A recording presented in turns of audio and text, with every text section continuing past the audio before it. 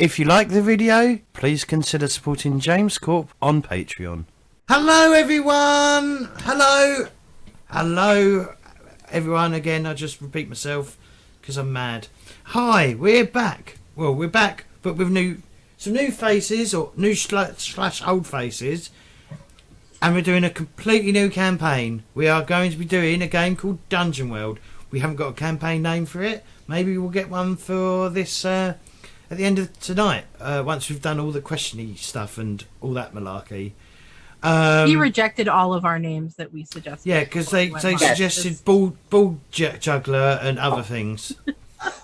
Ball juggler was not a suggestion, but I actually would like to vote for that one now, please. And hashtag Danger Wank as well was the other suggestion that they put. So no, we don't want that. No, please not. So we're going to go around the table, get people to everyone to introduce themselves. Some of you may know their faces, some of them you may not. So I'm going to go like clockwise, we'll go clockwise today. So we'll start with Shell. Shell, why don't you introduce yourself and tell us a bit about yourself? Right. Hello, I am Shell. My pronouns are she and her. I've been kind of in 1.5 campaigns with James, sort of. Some of you may know me. I'm a variety streamer on Twitch. And by variety, I don't just mean games. I do a little bit of everything. I was sewing this weekend on stream, which was fun. Yeah, I live out in Canada, which makes me, I think, the odd person out for most of the group. I'm a Canadian tart. Canadian what? It's an old joke with Monty. I'm a Canadian tart. What sort of tart? Are we talking about treacle tart? Jam tart? Yeah, tart. Anyways. I'm going back to school this week, so I'm hoping to not have to miss too many of the streams. And that's me. Cool. J-Wall? Hi, I'm Joel. I've not been here for a while, but played a good few games. Blades and Dark, Numenera, Warhammer, some others I can't remember. A few Kickstarter games here and there. Afterlife, namely Leviathan and Blood and Glory. And yeah, I am a variety streamer as well, I suppose. Just gaming really. When I can be bothered, essentially. Occasional writer, occasional community manager, occasional layabout, etc., etc. You know, all fun stuff. That's me. Thank you. Dark Liquid, Monty? Hello. I'm Dark Liquid, okay, Monty. I've done some bit of Blades, a bit of Numenera, and I was in James's 7th Sea game for a while. I also publish the odd RPG bit here and there. And I stream so infrequently, it's probably not worth mentioning it, but there you go. Monty, is your camera, can you adjust it up and down? Yeah. Could you just move it down a little bit for me? A little bit. Just bring your head like That way. over, a little bit more if you can. Perfect. Cool. Perfect. You're like, because the name tags at the bottom are semi-transparent, and your head was mostly in the thing. Charles, also on the edge. Hi, I'm Charles. I played in Monty's Blades in the Dark game, did a little bit of Seven Seas, and then I've also done a one-shot for James's birthday. Yeah, it's coming up again. I'll do another one. And that's me, basically. You'll find me on this channel and on the Discord. If you want to tag me, find me there. That's it. Cool, thank you. And Cameron. Hello, I'm Cameron. I'm the reason James hates me. I don't hate anyone. I am I am a stream invader, basically. I lurk in a lot of people's streams. Except for mine. But that's because I'm in yours. and I am an infrequent. I'm an infrequent writer myself, as in I have not written anything for ages. I was involved with the Blades in the Dark campaign that happened here, and both Seventh Seas campaigns that happened here. And now I get to be part of Dungeon World. I was also involved in a single kick drive campaign session. Other than that, yeah, if you really want to know me, look at my Twitter account. It's full of me just ranting and being the general lunatic that I am. Be afraid, be very afraid. And also, I am the biggest creator of innuendos on this channel. Really? I wouldn't go so far as innuendos. I'd go far as like Foot and mouth. Straight up inappropriate yeah, comments. straight, pretty much inappropriate. Yeah. I am the Yeah. Frankie Boyle of the group. I wouldn't go that far. But okay, if you like to compare yourself to that, you're quite welcome to. But I will disagree. All right, so we're going to be playing Dungeon World. So most of you have never played Dungeon World, I believe. Is that correct? Correct. And Correct. some of you have played a Powered by the Apocalypse World. Yeah, I've Yes. played a bunch of PBTA games. I played a one-shot of this game. All right, cool. Okay, so Dungeon World is basically designed to feel like an old school D&D type game, sort of the games you used to play as kids, as in the memory of them, like they were fucking awesome and things like that. It's like a core mode of D&D, so it's got similar classes and so on and so forth in the game. But it is a fantasy world event. It is a fantasy adventure game. It's got elves, dwarves, wizards, and more. But we don't have any setting for the game. No campaign setting except what's implied in character creation.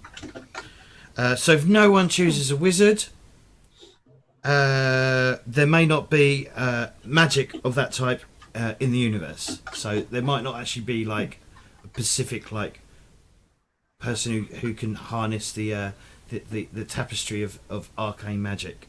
The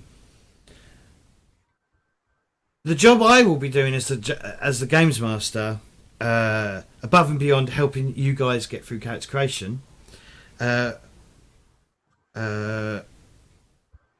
will be taking notes, asking questions, and figuring out what the setting we build together looks like.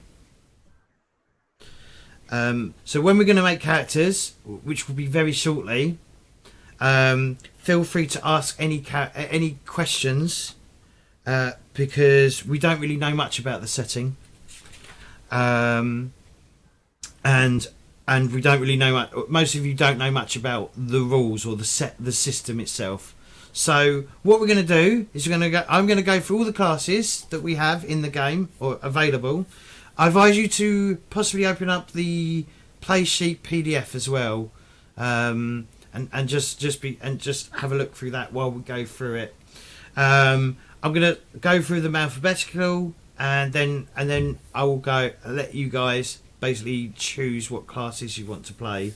If there's a crossover, like two people want to play it, unfortunately, Dungeon World, if you play the wizard, you are the only wizard. If you play the thief, you are the only thief. There may be rogues and so on and so forth, but you are the only person in this party that can do those things. Okay? So you are unique to this party. So the first class we have is the Barbarian. So like I said, a lot of the classes are similar to probably older school D&Ds. There isn't like so you haven't got like sorcerers and so on and so forth. You've got the because sorcerers didn't come in till I think 3rd edition. So this is sort of more AD&D. So you got barbarians. They aren't just shirtless rageaholics. They are both an outsider, as in they don't come from the same place that every other character comes from. So as I'm saying, so oh god, words. So where everyone else is from, you are not. What is considered normal to everyone else isn't considered normal to you.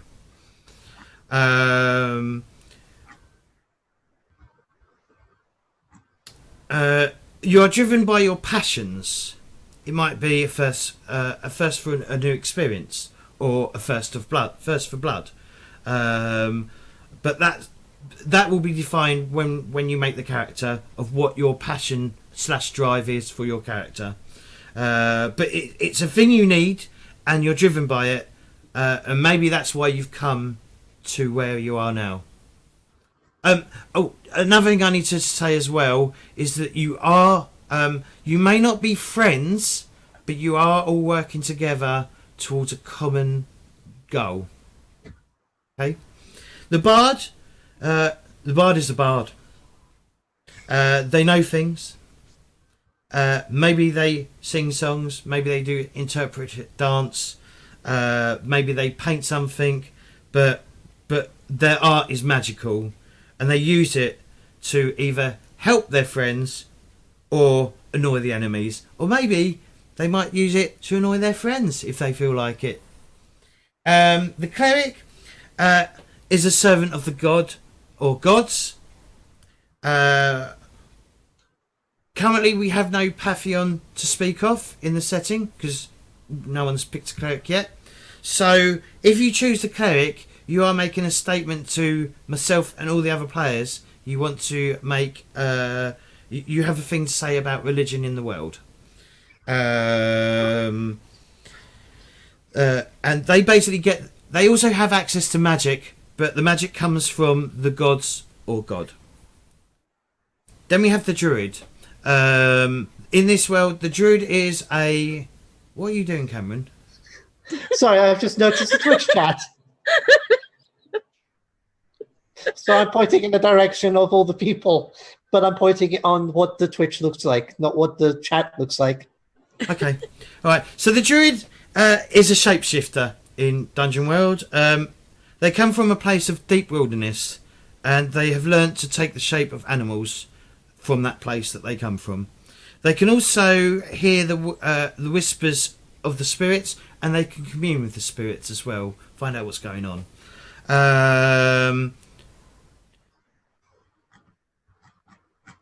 No matter what shape they take, though, or what form they take to transform into, they always tend to have something that shows that they're not entirely what they are. So, for example, it's called a tail, and you have... So, for example, if your tail was you have antlers, no matter what form you take, so whether you're in your normal default, be it human, you'd have antlers. If you turned into a hawk, you'd have tiny little antlers on your hawk's head. But, yeah, basically the tail is what sets you apart from everyone else. The fighter fights. They have a special weapon that no one else can have. It might be handed down to them. They may have found it, or it may have been bequeathed to them. But it's special. There are others like it, but this one is yours. Then we have the Immortalator. I think that's how it's pronounced. Emulator, yeah, sorry. They light things on fire, including themselves. In both literal and metaphorically, they burn things. They have a social move to shut people down with insults, hence burning them. You know, oh, sick burns. Do you know what I mean? Right? And they have a way of basically burning connections with friends and so on and so forth that give them power. And that's how the character works. The paladin is a character driven by authority. They have the voice of authority, whether it comes from the gods or some other source.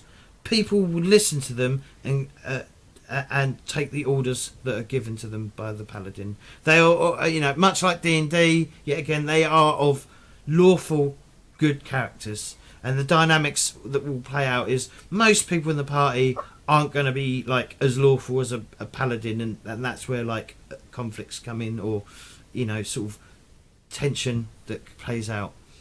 The ranger gets an animal companion. They're a warrior of the wilderness. You get to define what animal it is during character creation. That's them. The thief steals things that don't belong to them. They're also good at disarming traps and spotting them.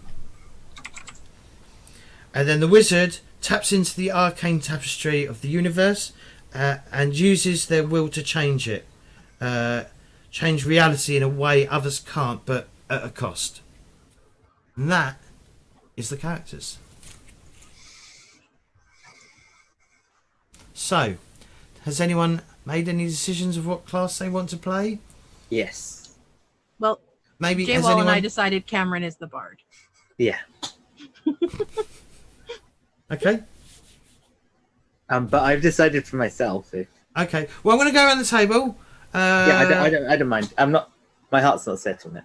Oh well, if you okay, we'll go round. We'll get everyone to say what they fancy playing, and then if you want to swap it, then you can discuss it. So we'll start with Cameron. Cameron, what are you going to play? Like, part of me does want to play the bard. But now I just want to say no because everyone's saying that I'm the bard. Play the barbarian. I would. What takes your fancy? Is there anything on there that took your fancy? Don't feel peer pressured by everyone else. Yeah. So let me just go back up to the top of the list. So I definitely like the idea of the bard, despite everyone's thingy. I generally like playing a cleric because I like healing people. I've not had a good experience with a paladin, so I'd like to give that a try, maybe. And I think at the moment I'm actually quite leaning towards the wizard. Okay. But if anybody else, I'd say wizard's 1 and bard is 2. All right, let me see what we'll do it. So, Charles? I really like the look of thief. Okay. And if I can't get thief, I was actually thinking druid sounded cool. Okay. Shell? Well, druid was my first choice. Okay. It sounds interesting in this system.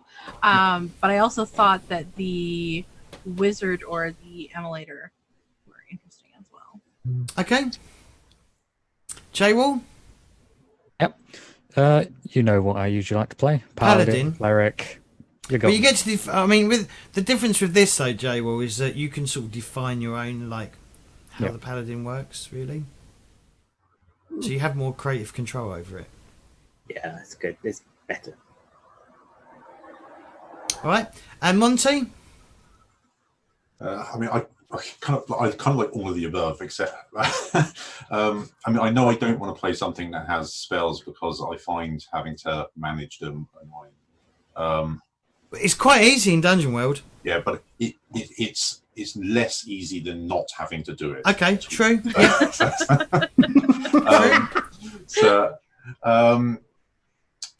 I quite like the barbarian as well. I mean, since Charles already wants to do the thief, I'm quite happy to not bother with that. But I've played rangers in many things a lot though, so I'd quite like to do something different. I have some ideas that I think work well with the fighter or the barbarian, so probably one of those two. Okay, so shall we define what people want to play? So Cameron, what was your first pick? Bard. Okay, Bard then. Okay, so you're going to be playing the Bard? I'll play the bard. Okay, all right. Yay. Charles, you were going to play the thief? Yes. If you look on the character sheets though, right, what you do on the character sheets is you just, as it says, just choose one of the classes. If not, we just because it hasn't got the barbarian or the emulator on there for some reason, so we'll have to like cut and paste all the stuff over. So that shouldn't add seconds to the making of a character. But yeah, yeah. So as we go through, just click on your character sheet what you're playing. All right. We're gonna need the play sheets out as well. Shell, what was you going for? I'll go druid. Druid, okay. J-Wall, Paladin. Yep. Okay, and Monty. I'll go fighter. Fire, okay. So we don't have any spellcasters. That's all right. That's fine. All right. So what you need to do, right, guys, is you need to. So using the play sheets, start going through the play sheets. All right. I can't. Can I pull them up? Yes, I can. I don't see where on. I'm assuming you're talking about Roll20. I don't see where to change the thing easily, or I'll do it. you're saying you just have to pick your character class, and I don't see Yep. where there's. I see you can type it in, but Right, hang on.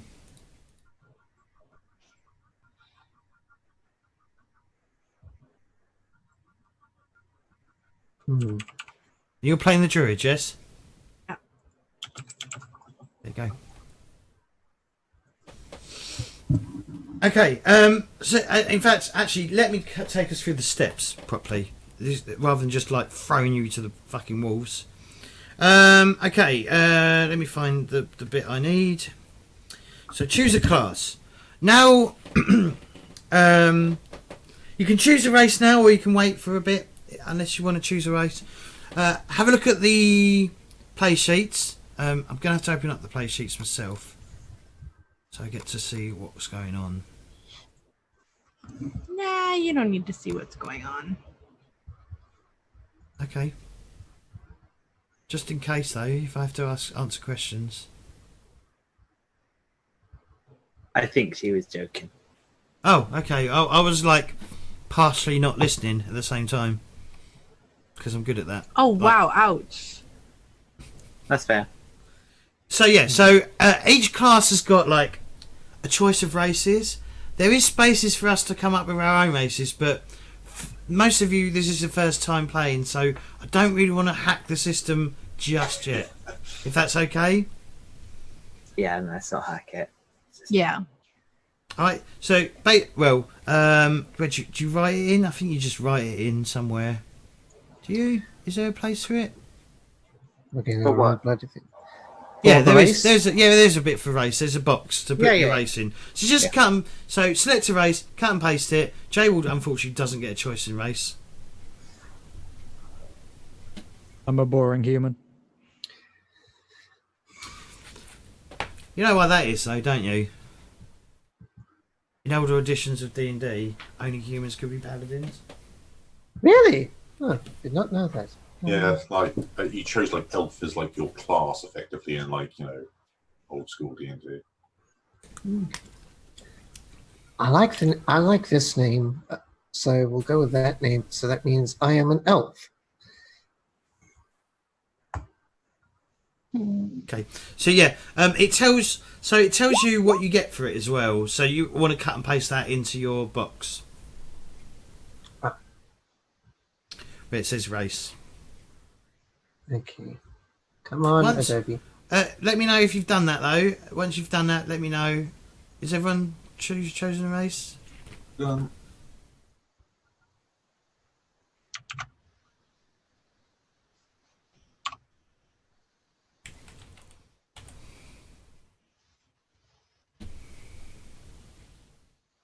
There's no way to format text in I'm Roll20. halfling. Sorry. I'm going to play a halfling. Okay.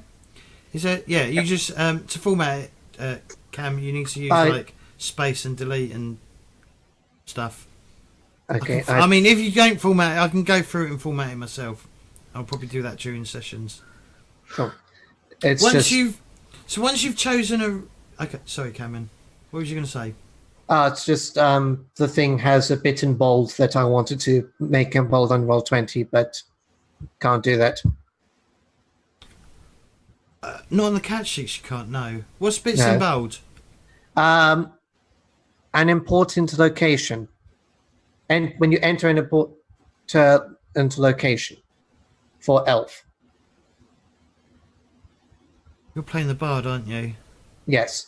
It says when you enter an important location, bracket, your call, end bracket, you can ask the GM for one fact from the history of that location.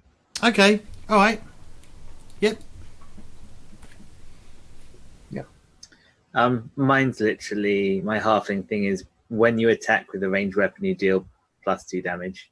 Okay. Nice.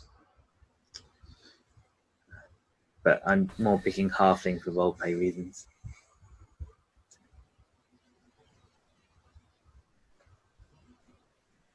Shell, what did you go for? I'm gonna go for elf. Okay. Basically, the Great Forest is always considered by land, so I can shapeshift into any animal from the Great Forest. Aww. So we've got 2 elves in the party and a halfling and a human. What about you, Monty? I'm going human. Okay. And you're the fighter, did you say? I'm the fighter, yeah. Okay, cool. Right, once we've done that, choose a name. You can either, well, you can wait till the end for a name. It's not important. If you struggle, if you look on the sheets, there are like some suggestions, but they're not suggestions. If you decide to make your own name, that is technically, we are hacking the system. Mm-hmm.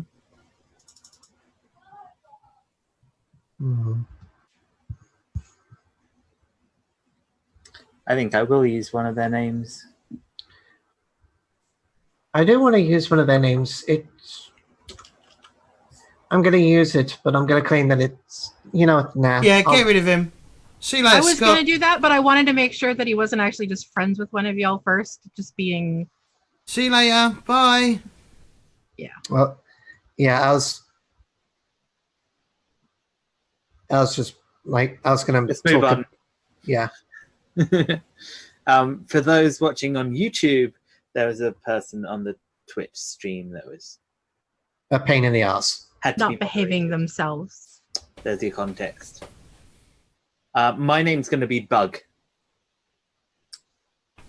Bug the Halfling Thief. Ah, I'm a bloody idiot. That's where the names are. Yeah. You can come up with your own, as I said. You also need to choose a name and a look. Sorry, a look as well. If you look on the play sheet, there's like choose one for each, or write your own if you wish. One for body, eyes, hair, and skin. Okay. Body, heart, hair, eyes, and skin. Knobbly body, shifty eyes, messy hair. Yes. And Oh yeah, there is a spot. The older character sheets didn't have a spot to write this, which was mental. common clothes. Yeah. That's good. Yeah, we'll just go with tall. Yeah, you don't have to tell me this. When we introduce the characters at a certain point in character creation, you'll do all this yourselves. Once you've done that, guys, you then get to choose your stats and figure out the modifiers.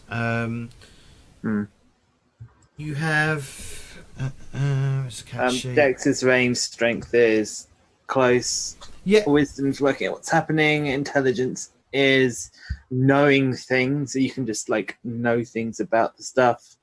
And Constitution's how tough you are. And Charisma is dealing with others in a communicative way. Sorry, was I GMing?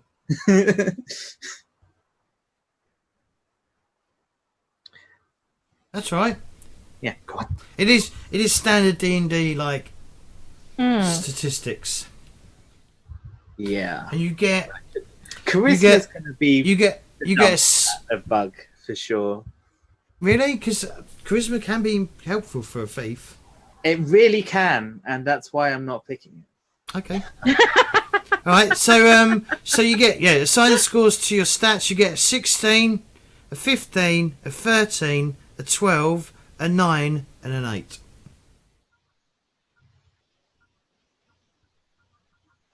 I think. Oh wait, I'm saying. Oh. Yeah. I didn't mean to do that. Push the wrong button.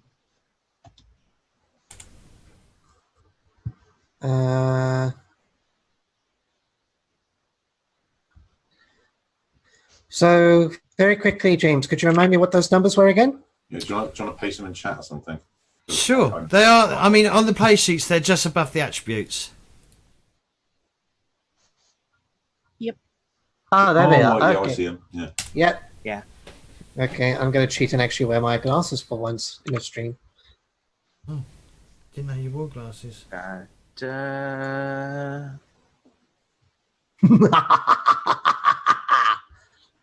Hit points. Left is max. Right is current. 6 plus con. Oh, when it says 6 plus con, is it the modifier or your actual constitution? It's the modifier, isn't it? Nope. If you're talking about hit points, Yeah. yeah, no, it's the big number. Okay. Good to know. It's obviously going to be that. Yeah, that is the next step as well. Set your hit points, maximum hit points. So it's equal to your class base hit points plus your constitution. So the big number of the constitution is your starting maximum hit points. And if you increase your constitution later, you're not penalised for that. It does increase. Mm-hmm. Well, that's good to know. Yeah. That's why I said it. Do that. And then do Sorry, I'm cheeky. Is everyone That's on fine. the same? Is everyone at the same point? I just want to check. I've I got my stats, my look, my name, class. alignment's done.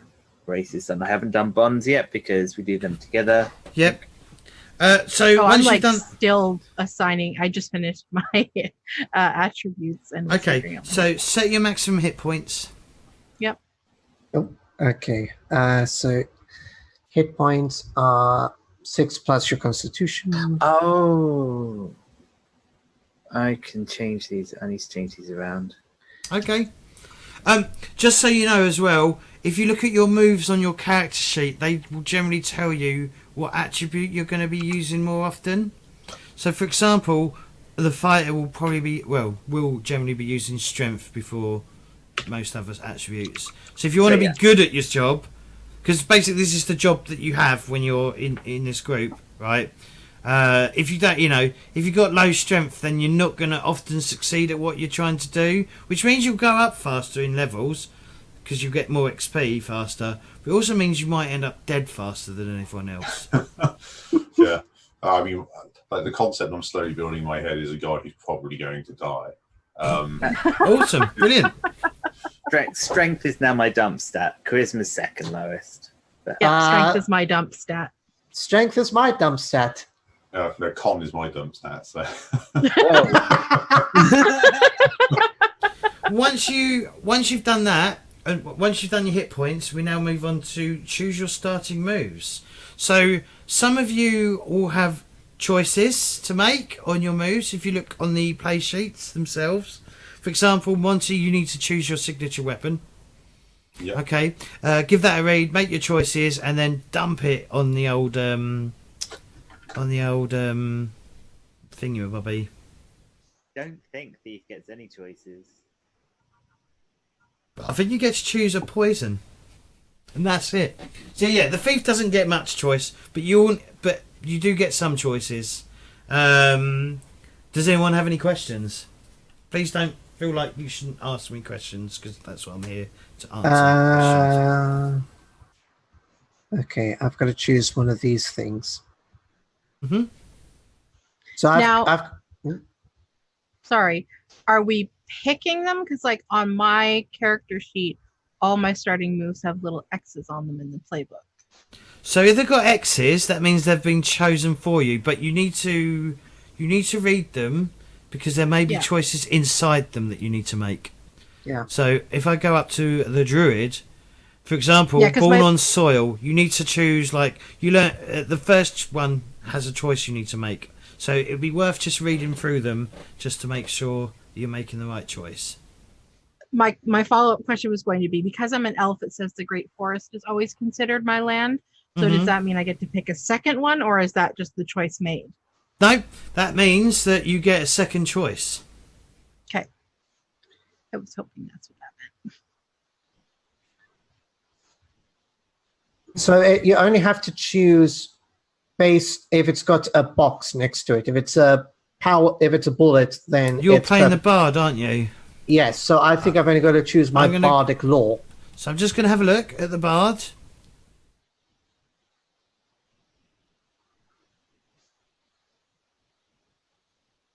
Yes, you need to pick a bardic. Choose an area of expertise. Okay, that's. These are also On good the things. Roll20 character sheet, it Mhm. lists all of the moves. So how do we like pick the ones that we have? Or do we have all the ones that are on here? Let me have a look. I'm confused about this character sheet.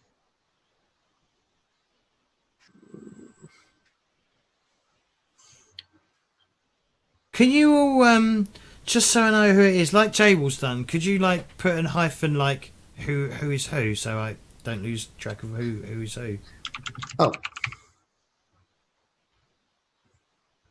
Druid, there we go. okay. Right. Yeah. Let me.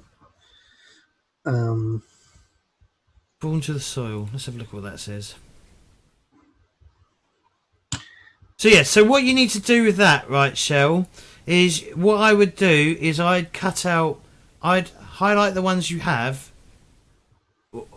and delete the ones you don't have. Okay. Yeah, that's what I was going to do with bardic law.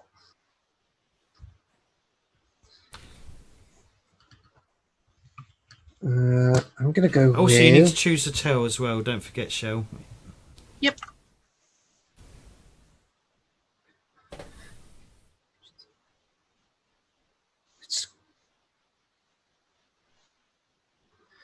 For me, because I'm a law whore, we're going to go with that one. Oh, both of these are actually. Meh.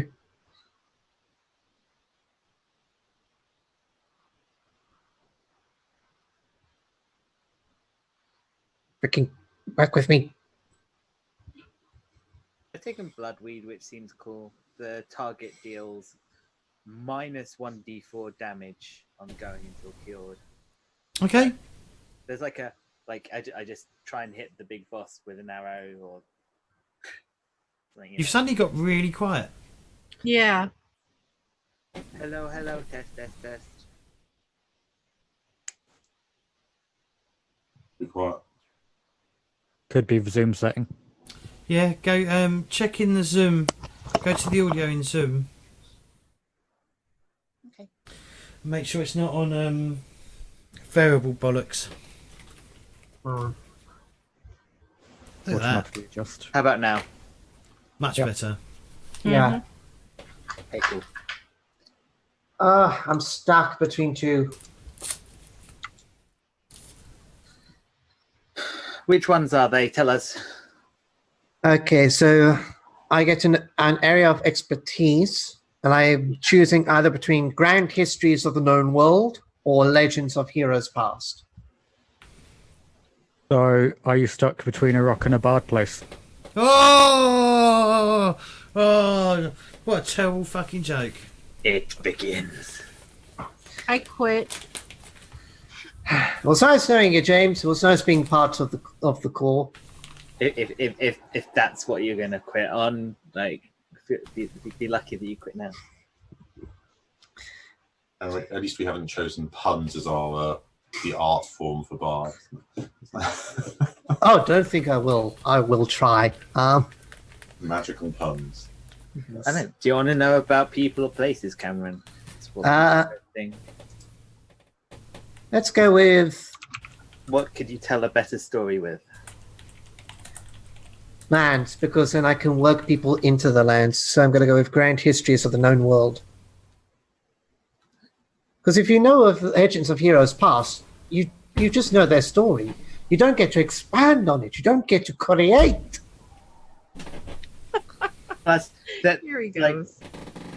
I know that in this kind of the design of this kind of game, there's meant to be overlap on stuff like that. Anyway, that doesn't mean you can't. Oh yeah, it's completely interpreted. Like Shell, the animals you can turn into, there's lots of room for interpretation. Like you know, you could turn into a dragon turtle or something. You know, A turtle. or I don't know, like a fish hawk or whatever. Do you know what I mean? You know, and then we have to make the fish hawk, whatever the fish hawk is. Do you know what I mean? Or the stripy horse. Straws. So yeah, so there's a lot of interpretation, and you get to learn more as you advance in the game. Be warned. I have a book. Really, I have a book of Well jokes. done. Oh god. Oh, okay, good for you. There are other joke books that are available. Other joke books, yes, are available. I have over 6,000 jokes here. Oh, excellent. Oh Brilliant. god. Oh, stuff. Hashtag not sponsored, by the way. Just have to clarify. Yeah, Yeah. not sponsored. Choose your arms and choose a ranged weapon. Yeah. Actually, next once you've chosen your moves, guys, is anyone having any problems? No. Nope, I stopped mine. Phew. Okay, brilliant. Choose your alignment. Okay. Evil. Much like the race thing, just cut and paste it into the box available. Chaotic evil. The thing I like about Thief is it's got flexible models. When Yep. someone tries to detect your alignment, you can tell them any alignment you like. Yep. Yeah. That's awesome. That's the only reason I picked evil. Was yeah, neutral. Oh yeah. No, I'm totally good No, neutral. at Neutral. killing Neutral things. thief. That reminds me of, have you ever read Order of the Stick? Yeah. When the paladin tries to read the thief's alignment and they're constantly blocking it. Nope, can't read my alignment. Can't read my alignment. I got a board what? game. I got a board game up there of Order of the Stick. You can just see it in frame. Shit, weren't a very good board game. Great comic though. I only I've got got one a- of them. I don't know where it's gone. I've gone with chaotic. I didn't need to know. We'll do that when we introduce the characters, which Okay. will be one more. We've got one more step before we start doing that, and we'll go on break before we introduce characters as well. So once you've chosen your alignment, now you need to choose gear. So if you go to the second page of your character sheet on the play sheet, there are some options you need to choose. So for example, the bard, you get dungeon rations. Oh, you need to work out your max load as well. Where does that go on the character sheet?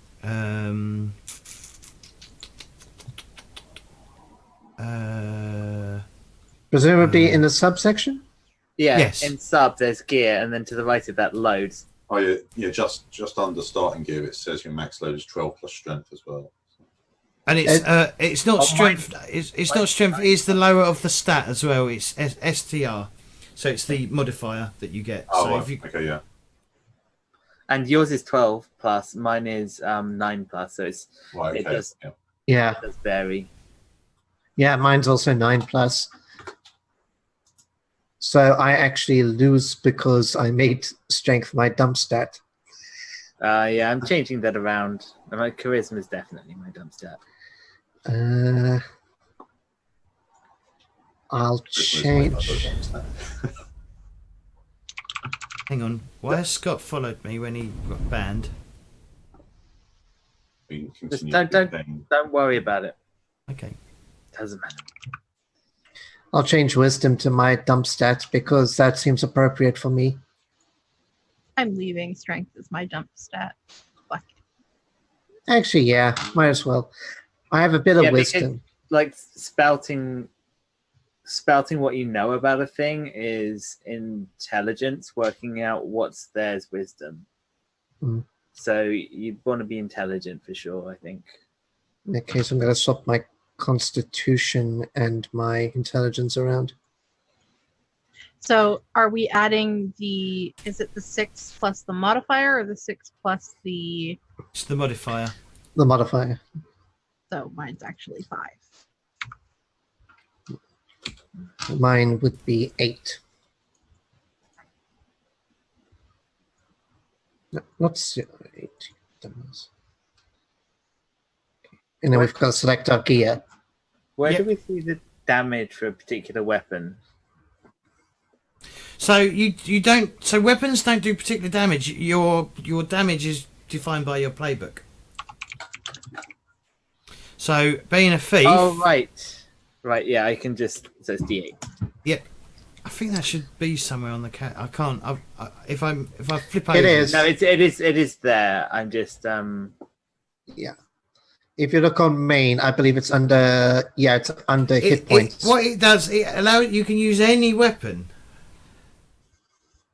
You're just not that good at it. So, for example, a wizard has a damage of D4. So you could use a double-handed sword, but he only does D4 damage regardless.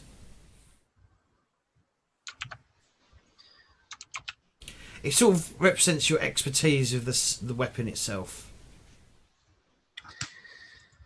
Okay, so gear-wise, choose one. Oh wait, let me just put dungeon rations.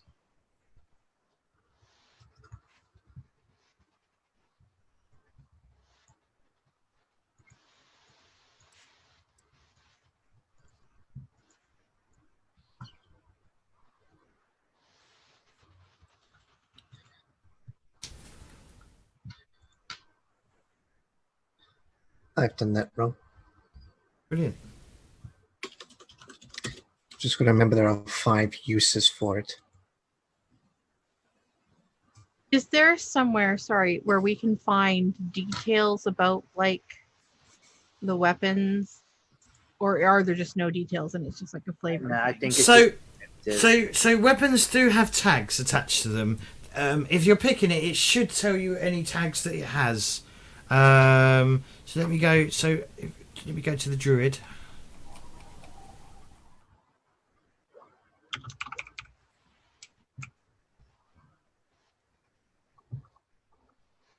So yeah. So for example, so all your weapons are. So it has all the tags on the weapons that you have. So for I can't even pronounce that. I don't even. Lele. Yeah. So that's close. That's like a club, I think, isn't it, or something? Yeah, it's an Irish walking stick club. Yeah. So it's got like close. the really epitome of a druid weapon. So Yeah. close means you've got to be close to the person to use it.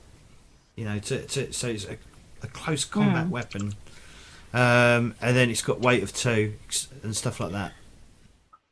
Okay, so that's what that is. Okay. Sorry, I'm looking up the stuff that my bard can have, and I couldn't remember for the life of me what a mandolin was. Isn't it like a ukulele? Sort of. It's like a guitar mixed with the...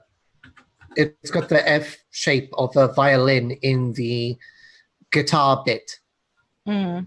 the bass.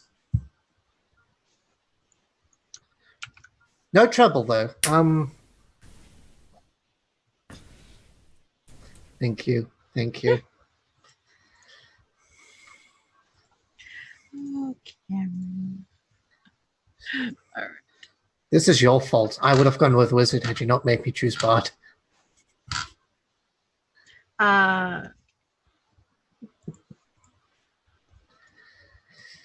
So do I go with... where it says base armor plus armor when you're putting in like your armor. James? Sorry? So when you're doing armor, if you look at my character sheet, I'm putting in the leather armor, and I don't know if one goes in base armor or if one goes in plus armor. Shadow shush. Yeah. You see, Yeah, when I was looking at my gear, like the armors I got listed just say like 1 or 2 armor, but a shield says +1 armor. So I guess that's the difference. Like, so it's Yeah. base. Okay, yeah. yeah. So it's base you're looking at. Yeah, so it'll be the first box you put the armor in. Okay. And for weapons, just a 0, because you'll be rolling normal, or Sorry, Cameron. What did you? Sorry, Charles. with weapons, Yes. you also put in like damage. Yeah, You just put in 0. that is correct. Okay. Because some weapons, it's like magical weapons, can get pluses and stuff. Yeah, like my signature weapon has a +1. Gotcha.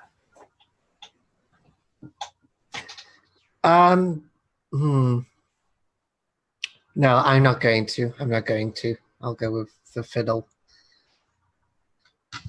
Okay, so everyone, let me know when everyone's selected their equipment, because then we'll go for a break, and then when we come back, will be time to ask some questions, and we'll probably spend the rest of the session asking questions. Yeah, we have bonds, don't we, to do? Bonds will I'm done. happen. Bonds will be the last thing we do. Yeah. So once we know what everyone's playing and the questions have been asked, then we'll establish bonds with everyone. I do suggest that everyone selects a bond for everyone. So if there's not enough bonds, I think most people will have just enough bonds. I do have a list of additional bonds that we can pick from as well. We can even come up with our own bonds, which is so basically the idea of I'll get to bonds when we get to bonds. All right, I'm not going to confuse anyone just yet. We'll get once we get to bonds. We'll then just work to explain how bonds can work. I'm all done, I think. Okay, cool. What about you, Jay? Well, you've been All done. okay. Cool. Yep. Shell, Yeah, I believe I'm good. Charles, Yeah, I'm good. Cameron. Choosing my weapon, but we can go to break. All right. So now we need to. Now that you guys know who your characters is, it's time to introduce them to everyone. Wait until everyone's finished choosing their names, then go around the table. When it's your turn, share your look, class, and anything else pertinent about your character. Probably pronounce that incorrect. Pertinent. You can share your alignment now or keep it secret if you prefer. This is also the time for the GM to ask questions. Questions should help establish relationships between characters and draw the group into the adventure. Does that mean... The GM should listen to everything in the description and ask about anything that stands out. So what we're going to do is we're going to start with Monty, as he's always been last in everything so far. We're going to start with Monty, and then I'm going to go from there. So Monty, why don't you introduce your character?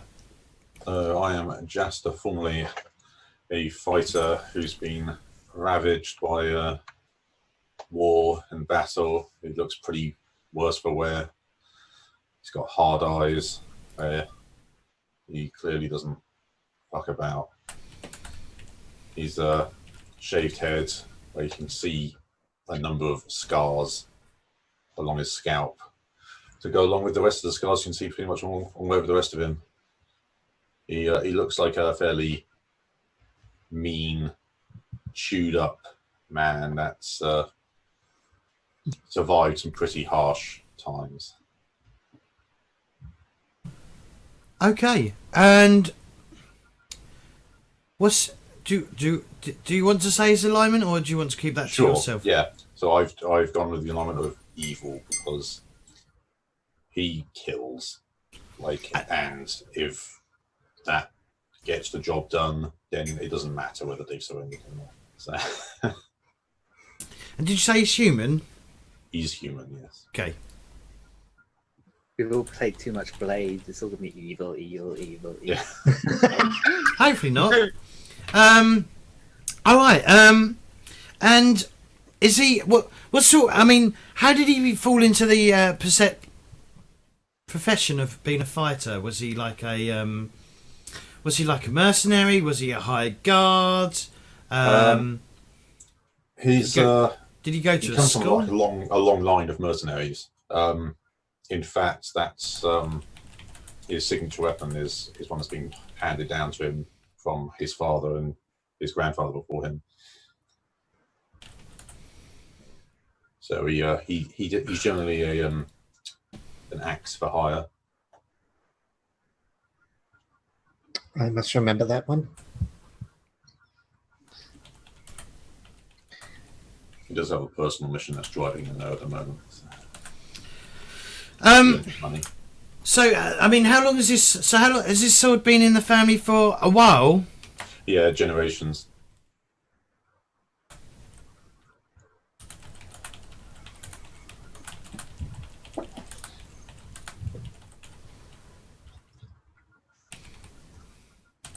And he knows it goes back at least as far as his grandfather, but there's he's heard tales.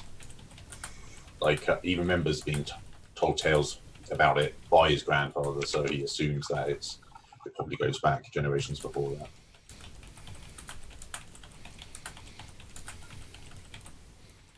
Has it got a name? What the signature weapon? Yeah. Retribution. Ooh, that's a good name.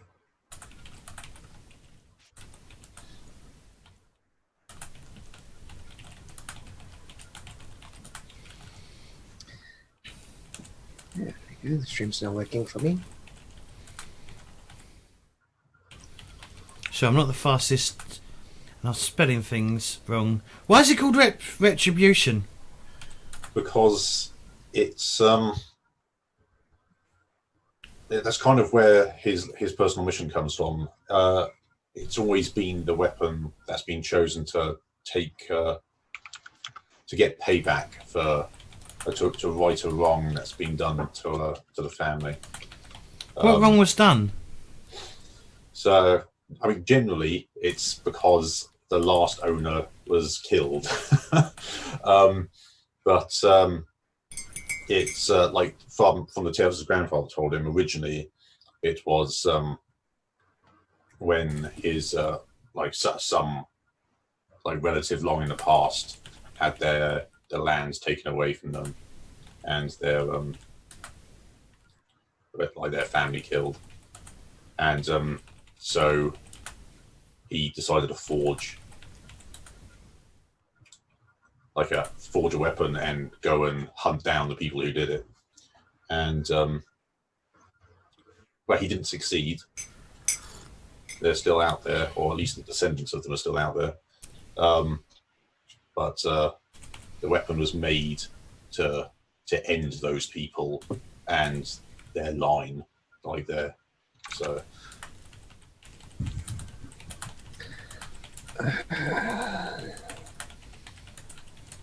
So there's presumably still descendants of those people out there, and that's kind of. Sorry. So the weapon was made to wipe out a line of people who caused. Yeah, who basically attacked and killed the many of the family members of the probably I don't know how many generations back, but basically my family. That's like so many X number of generations back, when they used to be smithies. They decided to forge a weapon in vengeance and go hunt down the people who were. So why has it not been? Why haven't we succeeded? Yes. Well, when he started out, he wasn't a fight like that. The original person who did this wasn't a fighter; he was a smithy, and so he wasn't particularly good. Who are you trying to wipe out? Sorry? Who are you trying to wipe out? Everyone that was involved in that murder of his family, which is. But surely they're all dead.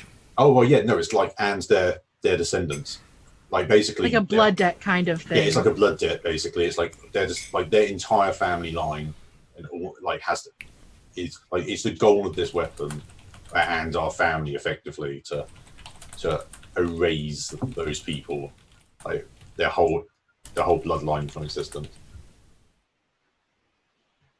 Game 1, you do it. Yeah. Your character.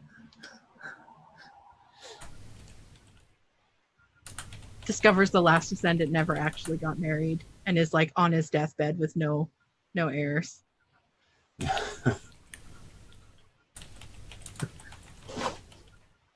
Are you the new butler? So, I mean, sure. Do you know who they are? Not. I mean, I don't know necessarily who specifically they are, but I've had followed hints and. How do you know what you're roughly- looking for? They like the weapon knows. So is the weapon? Hang on, sorry. So is the weapon magical? Not as such, but it's kind of like it's got like the spirits of my ancestors, like they know, like Right. So How does it relate? How does it inform you that this is this person, this is the person? What is the what sign does it give to you to say? it's like an intuition, like a sense of certainty. Now, there's not really like an obvious sign, like Spidey senses. yeah, it's basically if I'm holding that weapon, like, and there's I'm reasonably close to, I guess, to one of these people, then I just know, like I can't really explain how. Yeah. I mean, of course, I could just be a psychopath, I guess. But Have you killed? Have you tracked anyone down yet? Yeah.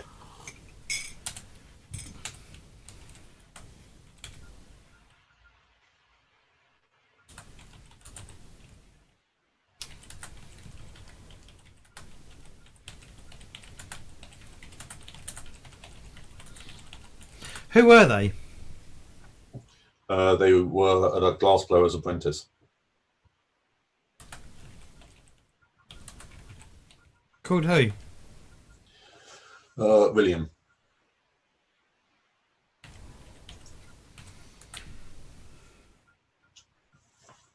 William what? Delaney. Wallace. Delaney. D-E-L? Yeah. A-N-E-Y. Mine's not going to take very long. Did you get into trouble? I mean, was there any repercussions of you just murdering someone? Not in this particular case, no. Or not that you know? Right, not that I'm aware of, anyway.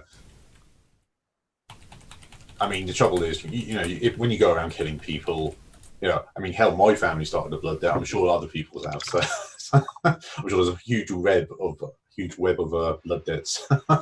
Where did you find him? I found him in a village, and I was with a mercenary company at the time, and we were on a job, and came across him when we were getting glass to we're getting some bottles made, basically. What was the village called? Does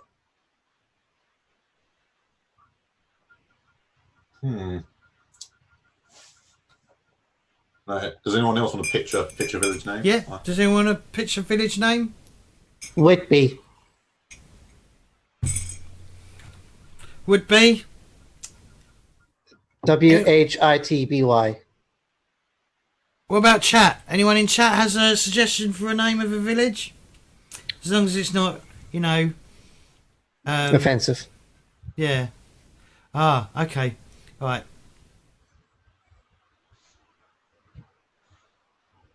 He keeps trying to get in, doesn't he? Just ignore him. We got Right. him. All right, cool. Oh God, Twitch is crashing for me. Would be, yeah.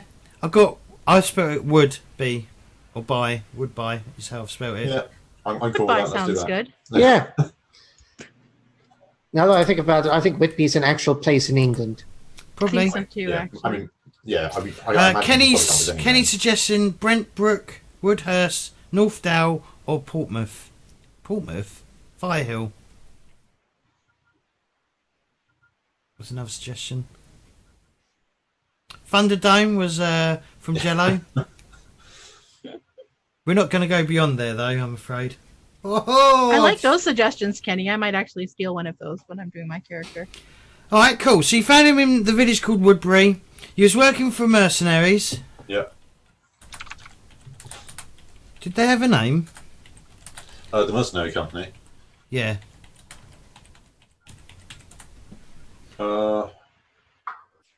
Sorry if I'm putting you on the spot. Yeah.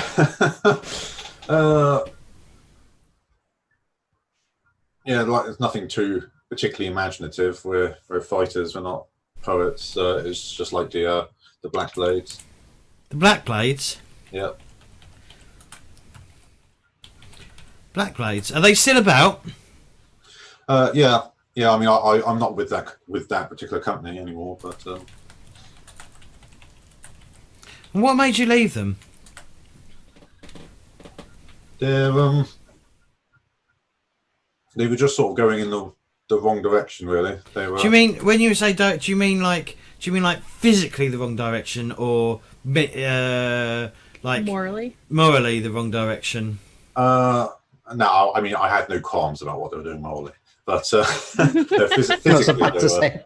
they were going in the wrong direction. Yeah, that wasn't where my path was taking me.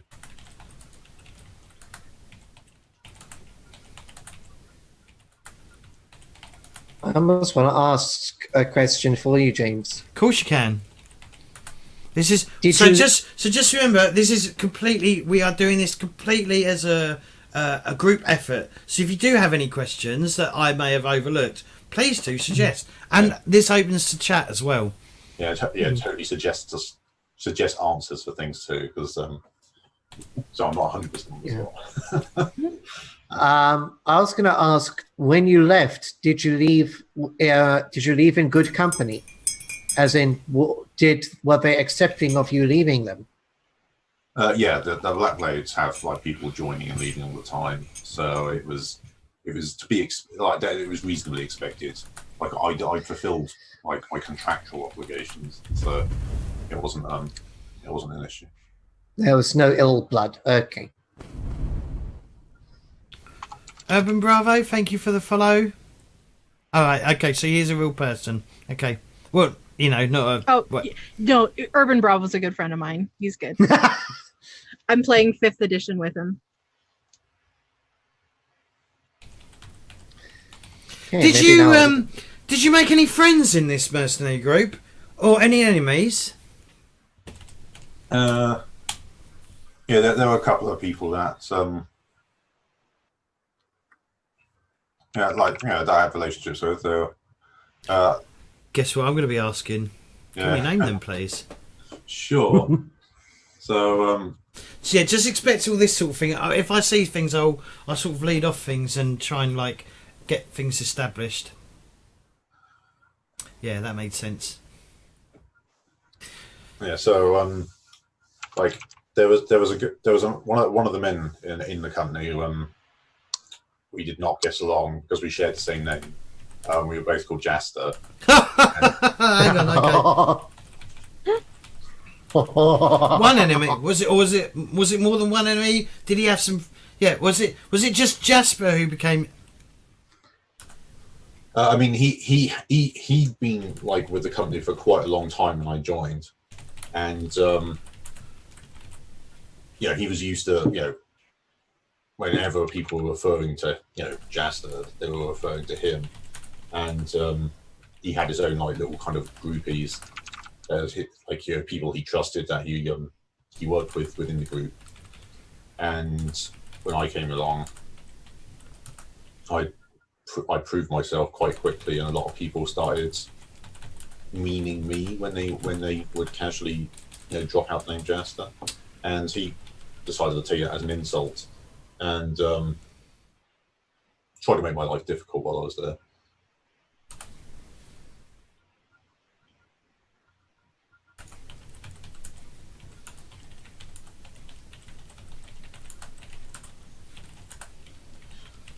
So him and his cronies. Let me see Not, if it's just good. Not great. Was he your superior? He had seniority over me. Yeah. He wasn't my direct. He wasn't like a direct report or anything. I wasn't like technically under his command, but he did have seniority.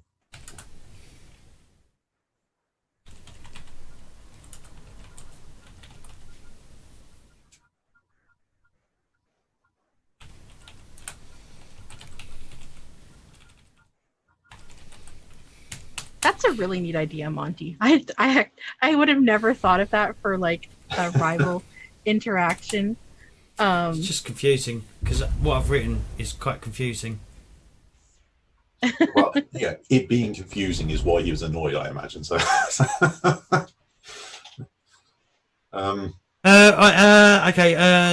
So what I've written, you made a few buddies and one enemy, also called Jastor. He was part of the company for longer. He had his own group that he worked with. Jastor Fawley made a good impression with the company, but also had a bad effect on Jastor. So this is where it's getting confusing. yeah. Who dislikes his rising ranks? Yeah. All right.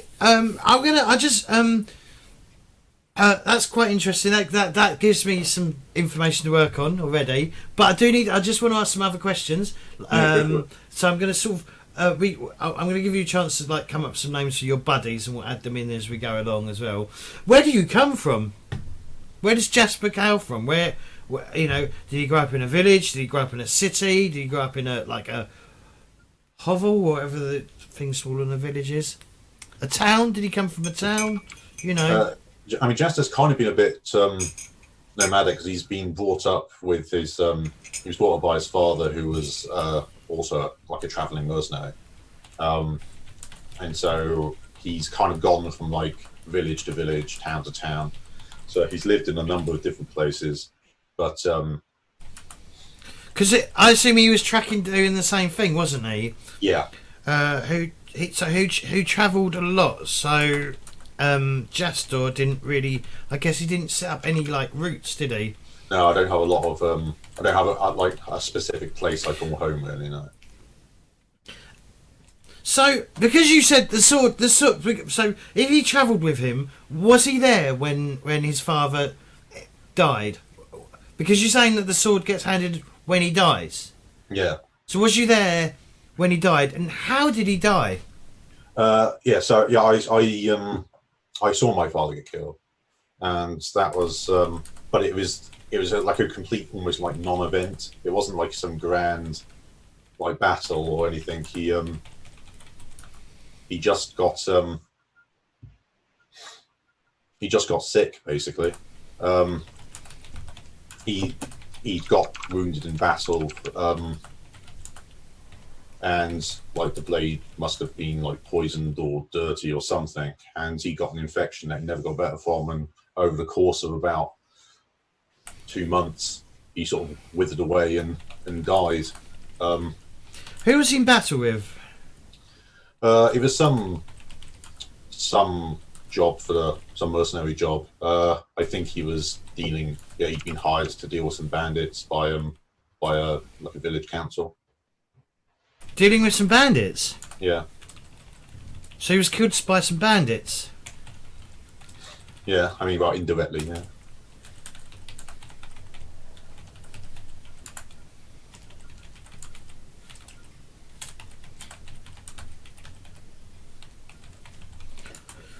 What's the bandits called? Do you know who killed him? Do you have a name? Because No. I know you said he wasn't killed by someone, but he was actually killed by someone. Yeah.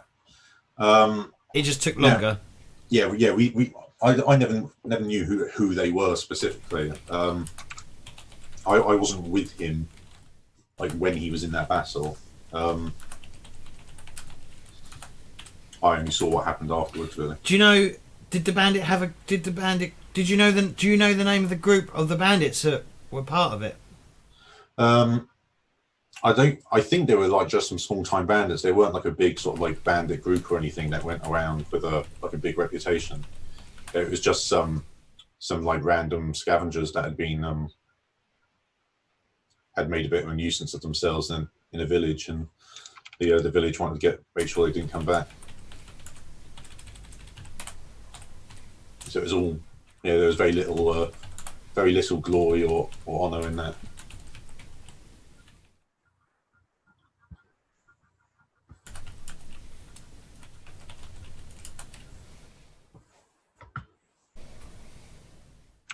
Thank you, spell checker.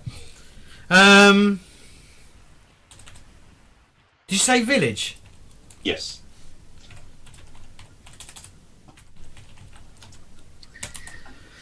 Do you know what the village was called? Let's have a look.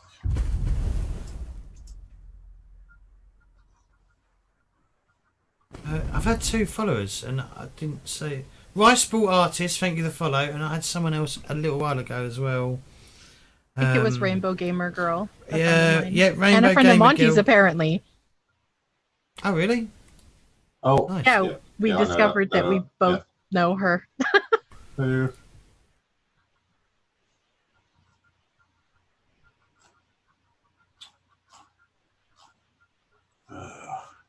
I think we got any suggestions for village names? We've got some up here that were already quoted.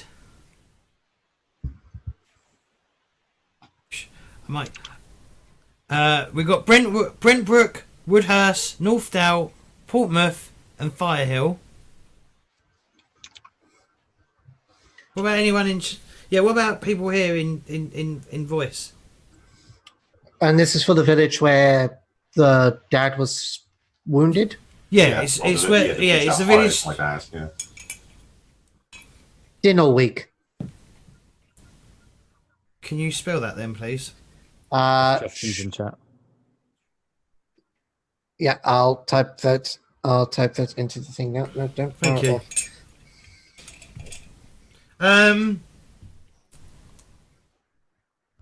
Interesting. There we go. Okay, you could have just done it straight onto the thing, but that's fine. Yeah. Also, I do apologize, James. My laptop's a piece of poop. I'm watching the stream on my phone because I've got nothing better. So that's why I'm looking down. I spelled that wrong.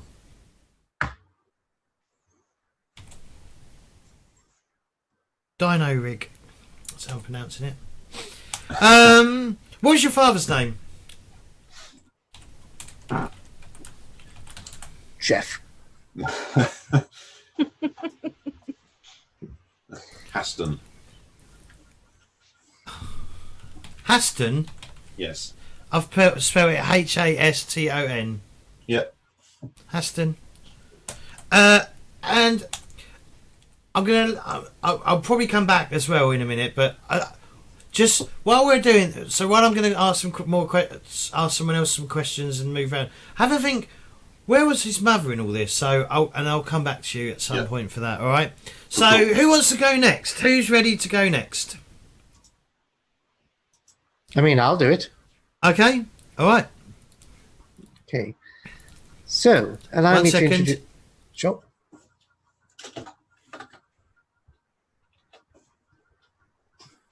Let me just put that there.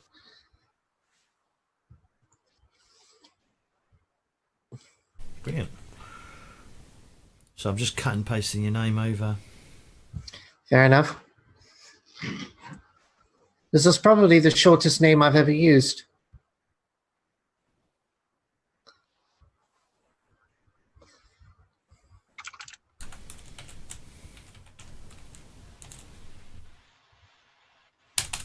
Okay.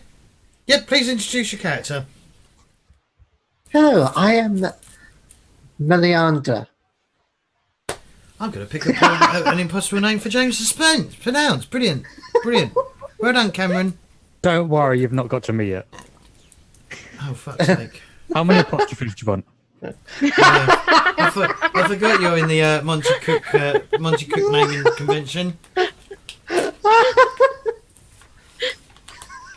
So yes, I am Melliandre. I am an elf bard. Mm-hmm. I have a very graceful female elven body. Mm-hmm. Do with that what you will, artists. My eyes are a bright purple, and I have black hair that goes all the way down to my to the small of my back, and it's got golden tips. I usually am seen in very ostentatious clothing. It's a purple dress with gold trim. Mm-hmm. Um, What's your alignment? I'm very chaotic. I'm so surprised. I like to spur others on to do significant and unplanned decisive actions. Okay. And all right, so my first question, as being a bard, how did you learn about being a bard? Did you go to a school? Well, you see, my father is a member of the Ianite Elven Operatic Society. Oh God, of the what? I'll type that into the Zoom chat.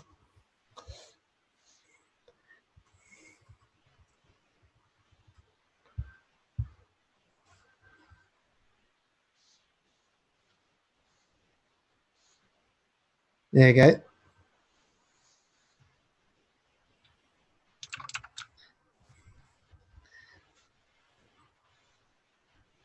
Did you? In the Zoom one. Yeah. Oh, Shepard, sorry, Not showing up. I sent it to Shell privately. Oh, okay. There you go.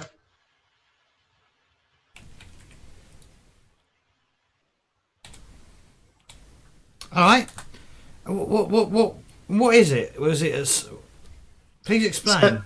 It is an opera house. It is one of the most graceful opera houses available. It's in the city of Ianite, hence the name, Ianite Operatic Society. And my father was the conductor for the orchestra. And naturally, I fell into performing an instrument. Did you say is the conductor or was the conductor? He is the conductor.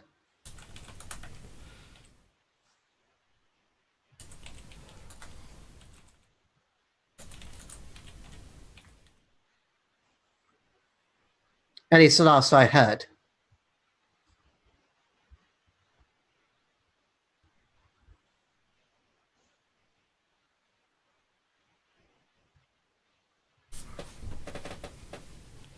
I'm going to kill you, Rob.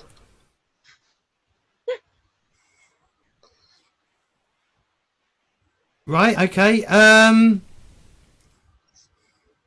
So how did you get into becoming a bard then? Well, I found that I preferred to perform for smaller crowds. You see, especially for crowds who could see me, because obviously I was in the orchestra's pit, which is below the stage. So the only person who ever got any fame was Father, and I was getting very tired of that. So eventually I used to perform throughout all of Ianite, on streets, in taverns, privately, whatever I could get for a small fee, I would perform.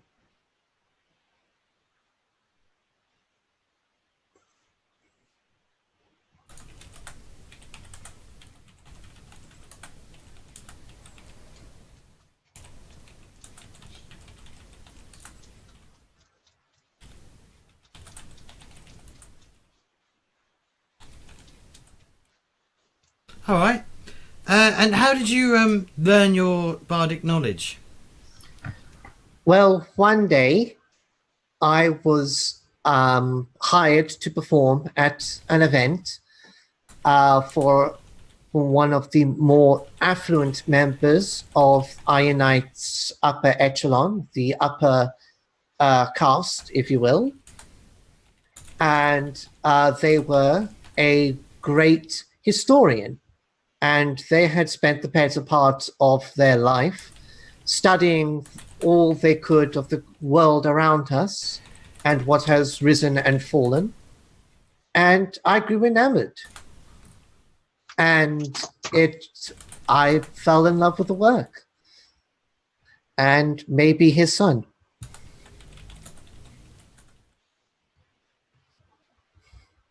Hang on. What do you mean, maybe his son? We had a summer love. It was a blast.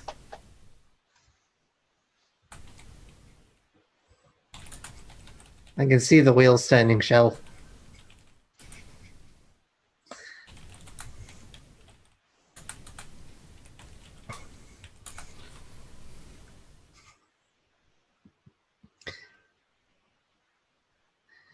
Kenny, I was actually thinking of that instrument, but I thought, let me not annoy James too much. What's the name of the historian?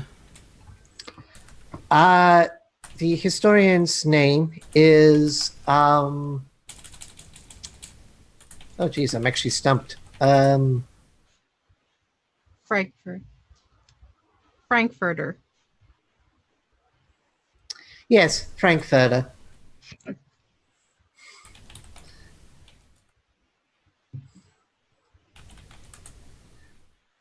And his son was called Sam.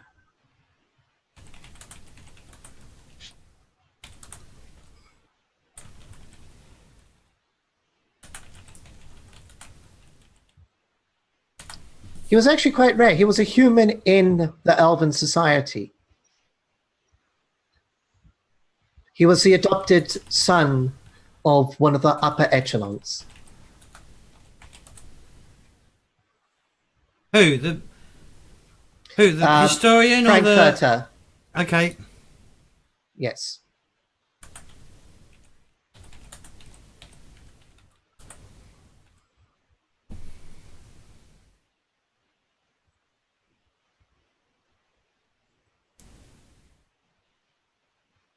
Oh, good. Kenny, that's also a brilliant idea, but I can only sing so many George Formby songs. Are humans rare then? They're very rare in Ianite. There's a sort of, at least in the upper echelons, you see, Ianite is a tiered city. And humans don't generally go beyond the middle tier. It's a rather unfortunate circumstance, which is something that is very topical in the city.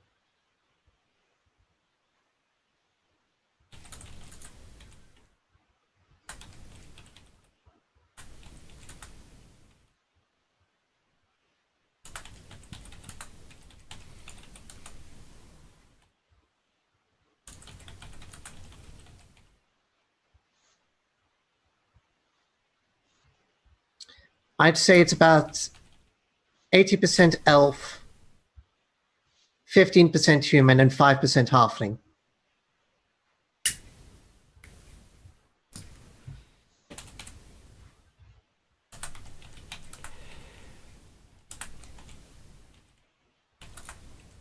Did you say 80% elf? Yes, 80%. 80. And how much human? 15, 1-5. Yen and 50 in Afrikaans.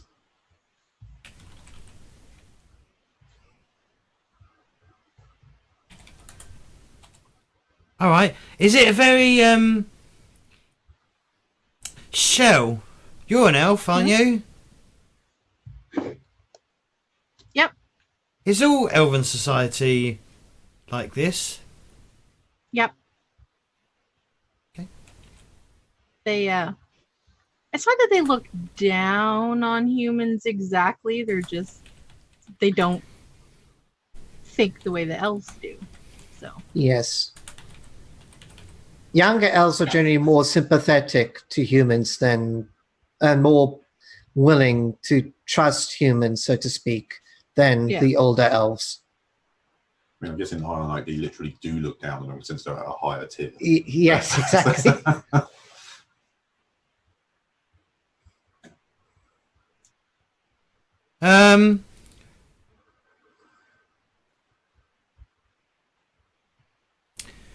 So what made you leave Ianite? Well, my affair was discovered by my father, and well, rather unfortunately, the chaos of the discovery of my affair resulted in Frankfurter and Sam being exiled from the city. You see, my father has political swing in Ianite's council, the governing body of Ianite, the Purple Council, hence why I wear purple.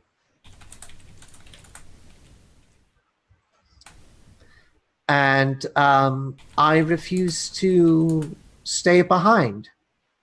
So I went with them, feeling partly responsible for their exile.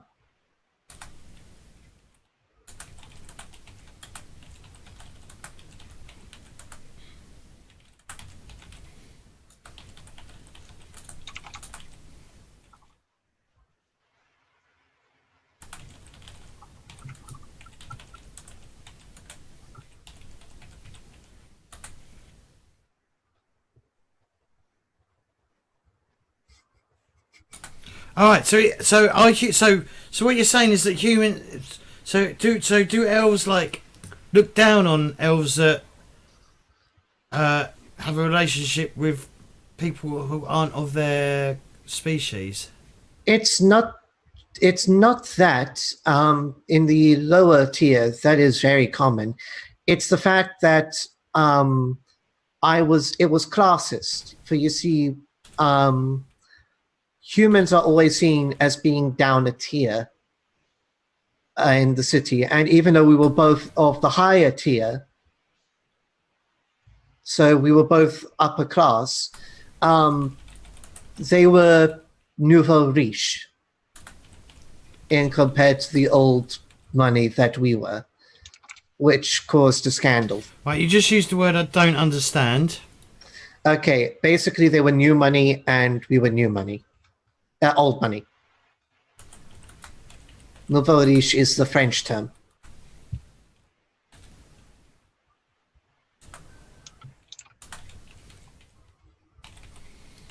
All right, and so if they were expelled because of your father, do you still talk to your father at all? I refuse to with a burning passion.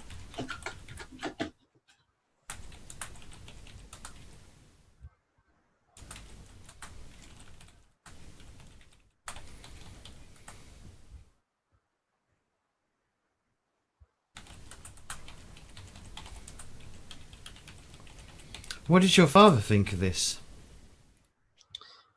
Does he know you've gone? He knew. I made it very public. I actually did it in front of the entire orchestra to humiliate him. Did it work? Like, did he get humiliated? I presume so. The orchestra was mostly made of very young elves like myself. And they are very open-minded.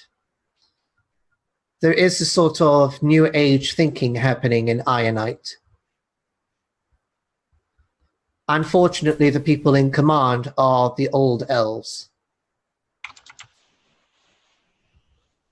And did it embarrass him, or you're not sure if it embarrassed him?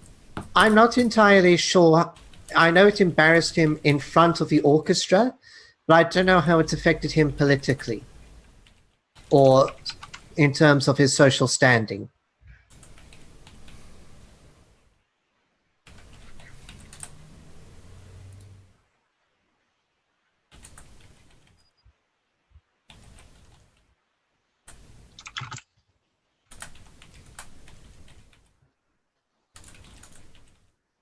Actually, it wasn't just in front of the entire orchestra.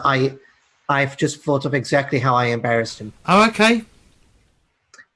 I literally got up halfway through an actual performance of the opera, stood up on the stage, took his conductor's wand and snapped it across my knee, flung it into the audience, and shouted as loudly as I could, "You are all heartless." So And then- so you didn't just shame him, you're shaming everyone. I shamed him in front of everyone. Little bit of a dramatic streak. Yes. I'm going to have to edit that. Just bad things. Yes.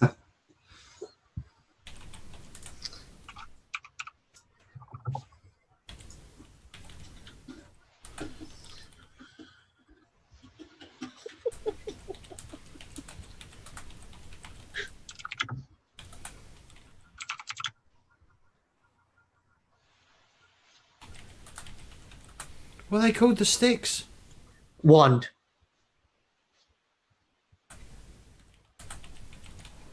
And it had been in the Operatic Society since Ianite's founding. And it's always been in care of the conductor. What did you shout at them again, sorry? You are all heartless. So like a priceless, like, you know, cultural artifact you destroyed, basically. Yes. Nice. Very nice.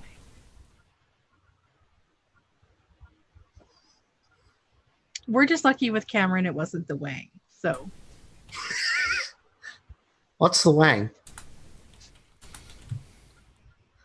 Oh. somebody tell Cameron what a Wang is. He's too young. Thank you I'm for not- the sweet I am stuff, not J-Will. Is that a euphemism for something? Am I thinking of a euphemism? Slang. And then what happened? Did you leave or was you chased out of town? Oh, I left. I went straight to my house, packed my bags, and then I joined Frankfurter and Sam at the at the gate that they were leaving.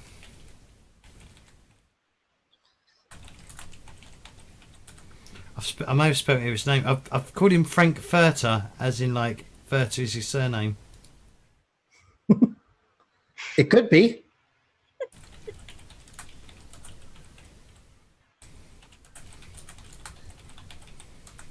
And yes, I know what a Wang is. Okay. So why are you not with them anymore? Well, unfortunately, both have since passed on. Hang on, what? Well, elves live for a really long time, don't they? Do they? You do in this world. Do they, Shell? Do elves live for a very long time? Oh yeah. That's part of why there's that whole elf-human divide, because it's like by the time elves become in charge of things in their society, like they have hundreds of years of experience on even the oldest, wisest human. So it's like you couldn't even possibly understand what's going on because you just don't have the length of time on the planet to get it. How long lived are they? Why did it get rid of it?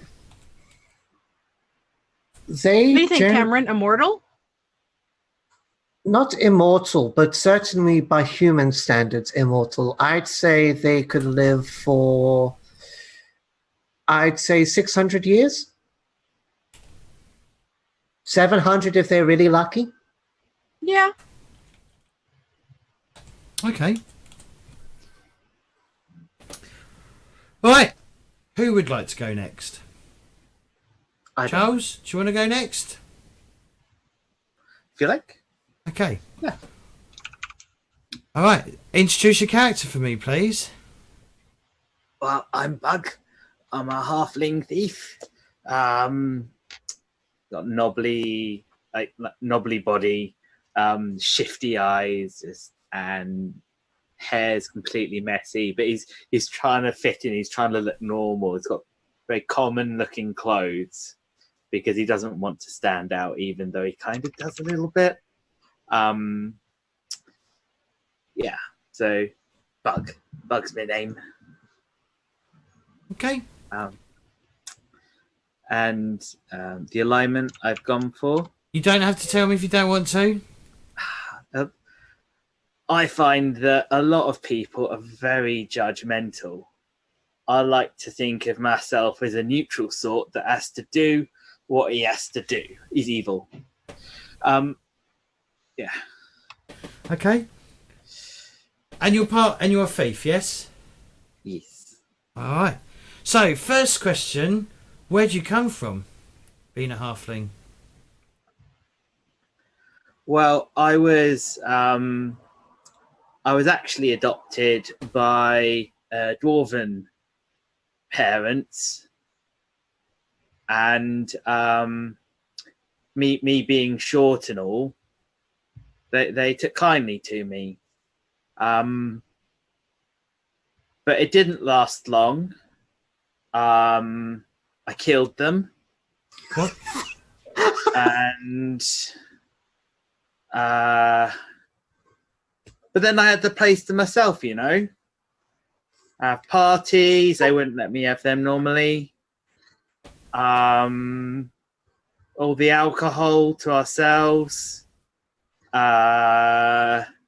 It was a good time while things lasted, but you know, things run out. So I moved on to the next place, killed them, and but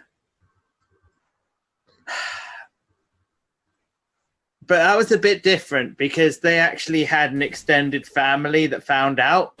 Right.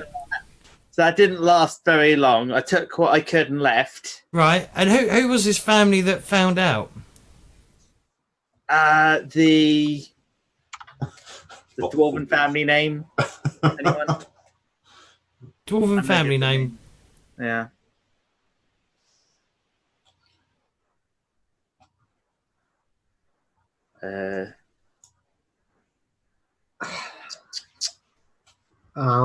Names. Thunderdome. No, absolutely not. Brightbeards is what we've got. Greystone. Yeah. Oh yeah, the Brightbeards. Holy lot they were. Came in talking about like the gods and how I should be suffering for what I did and all of that. So I killed them. What the family or No, just the ones that kind of had a go at me. right? Yeah. You know, we shared some food, poisoned it, they fell asleep, snapped their neck, you know. So, yeah. And where was this? Where did you? I mean, Yeah. do dwarves live underground or in mountains, like, you know, or was this somewhere else? Well, it depends on the settlement, but this was underground. They'd set up near a human village, Right. for trade reasons. Yeah. So, you know, that they were relying on human mercenaries for guards while they did all the crafting and stuff. Right. But they can't really see that well in the dark. Who? Dwarves or you? The mercenaries. So All right. when they came after me, I killed them. Okay. And yeah, it's a bit of a shame. not very friendly, but in the end I had to leave that place. Oh, and was there are there people still after you? Probably someone turns up from time to time, but they don't talk much after. All right, okay. I don't really inquire. What do you do with them? How do you deal with it? Really depends. Chandelier on the head. On their head, not me head. Whatever. One time a turtle was involved. Turtle? Yeah. That was messy. Tactical battle turtle. Turtle bomb. A lot of the time I like to I drug them, make sure they're asleep before I slit their throat or something. All right. Maybe make a little display out of the body. Right. So that if anyone follows, they know they shouldn't. Okay. Okay. I try to get by with what I find. I All try right. to get by. Have you met anyone you haven't killed? Plenty. They didn't spot me. All right, but have you made any friends per se? I'm hoping to. You're hoping to make friends. That's my goal here. Okay. Honestly, I've been getting a bit lonely. All right. Yeah. And so one of my goals is to, join a party, make some friends. All right. Okay. Yeah. If anyone spots them, I'll kill them. So, if you're a thief, are you part of a thieves guild at all? What's one of those? Okay, no, okay. And do you don't? Do you have any? How did you learn your trade? How did you learn stealing? I don't like to call it stealing. All right, borrowing. Making use of. Oh, okay. Yeah, I make use of things that others are not.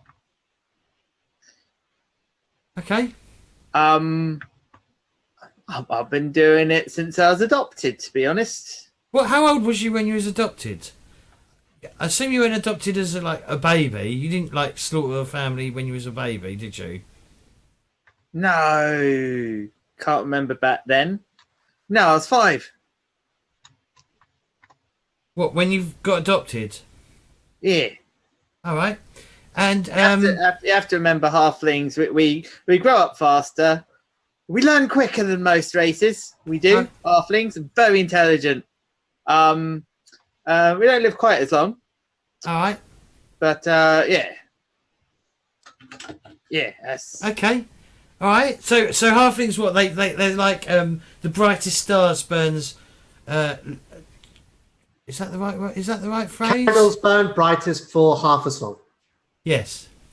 That sort of thing. No, that's definitely not the saying. No, it's a candle burns twice as bright for half as long. That's the saying. The brightest light lasts half as long. But, Yeah. There you go. That thing. Yeah. We were in the ball mark. We were a son. Yeah. So how do you survive? I've got some candles if you want to buy them. I'd like 4 candles, please. I don't have big handles for forks. Fork handles? Yeah, moving on.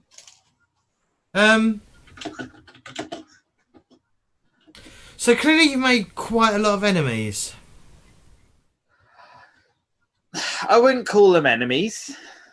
I'm misunderstood. I wouldn't say, I wouldn't go out of my way to do them any harm. But they tend to come to me. So what are these people? I wouldn't call them enemies. They're just friends I haven't killed yet. Fucking okay. Is this people? Jesus Christ! Is this people? I mean, are these people that are seeking revenge against what you've done, or attempting to get revenge? Maybe them bright beards. They were very, you will suffer for what you did. You will suffer for our God. Dwarf stuff. Family grudge. That kind of thing. Right. Okay. Right. Cool.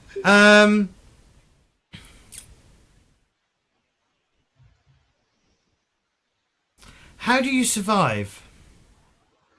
I find stuff that isn't being used. Yeah. And I use it. All right. Okay. Yeah. Without being seen, preferably, or a little murder. Okay. Okay. They weren't using their life.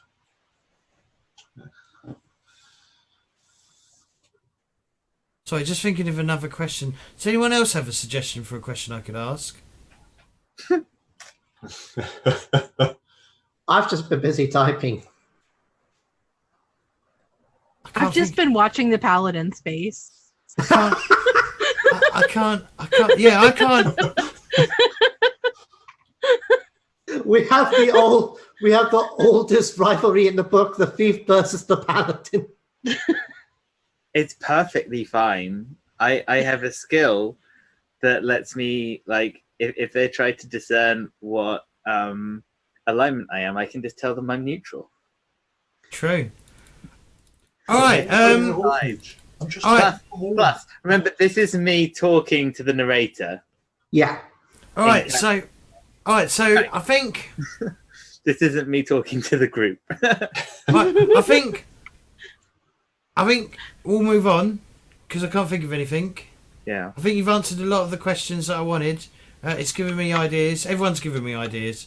So who's next? Jay Wall or Shell? Who wants to go next?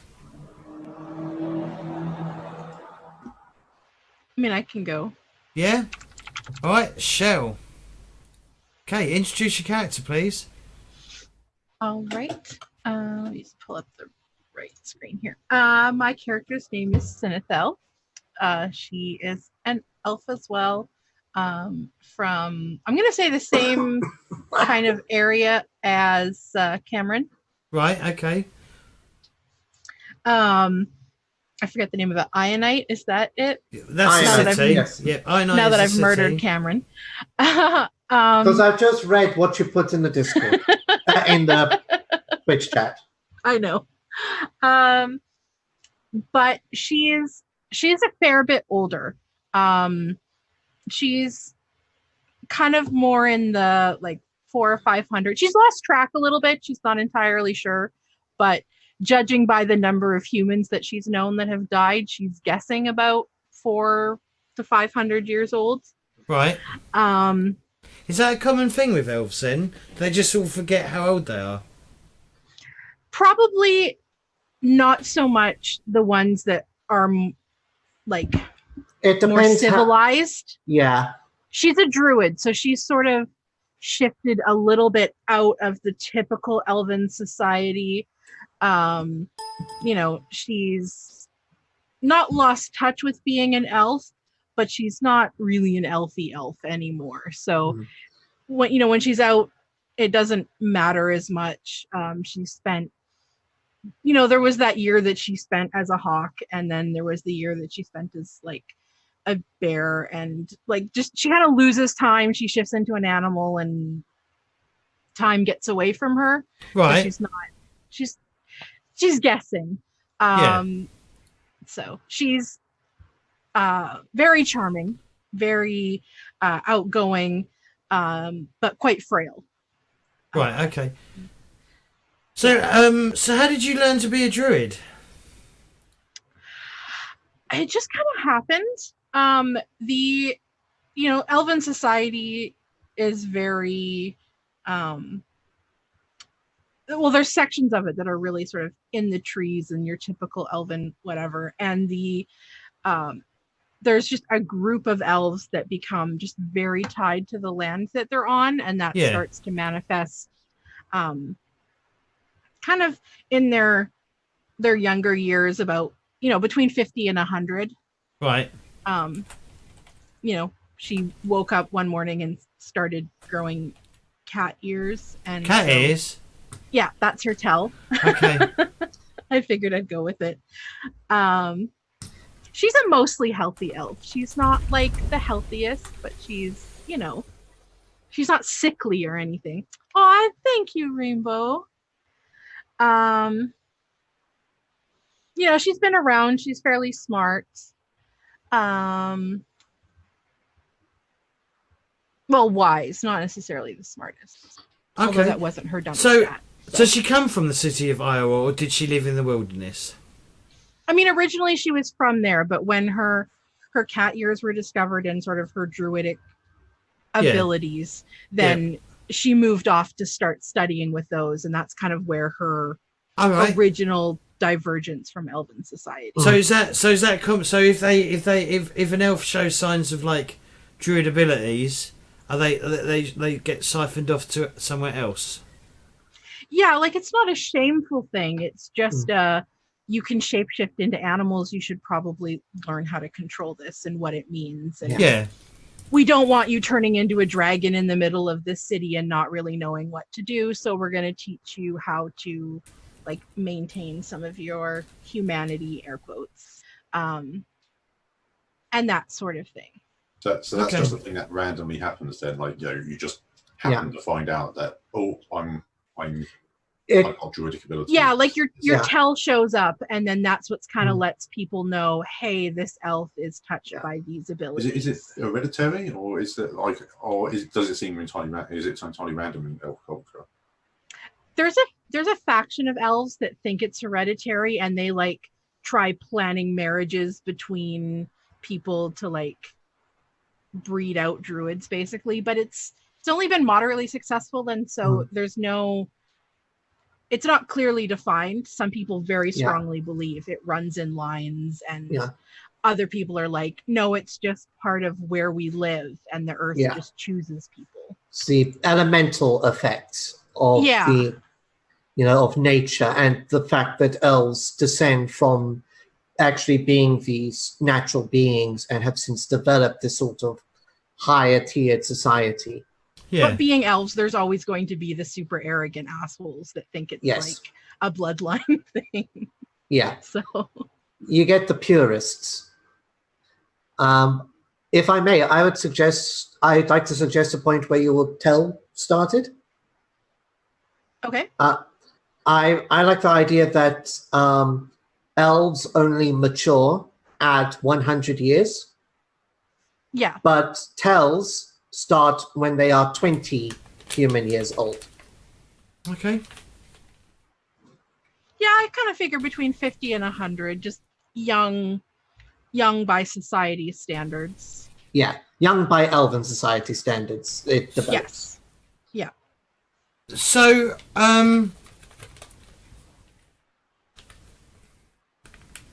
so if he was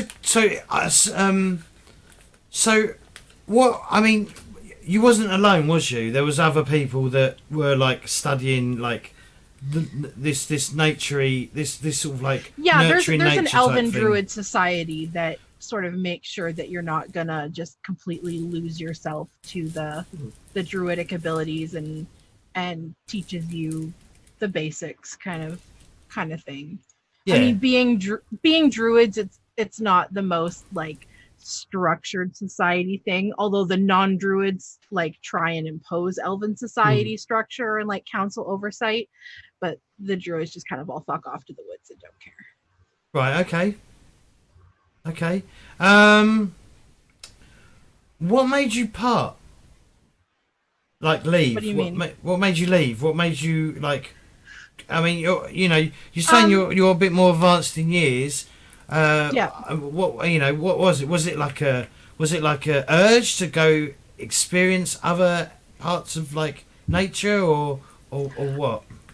A bit. Part of her alignment is that she is neutral, and so I've kind of tied that into her being druidic and just that aspect of her nature where she wants to eliminate just things that are not of this world, and sort of she has the mindset she's been chosen by the earth as sort of a protectorate of earth kind of thing, that she has a special connection to the planet and wasn't really able to do that in elven society because it's so old and people live so long, it's so entrenched. So she sort of went off into the world to, not that she doesn't like elven society, she's welcome back in the city, there's no hard ties there. Are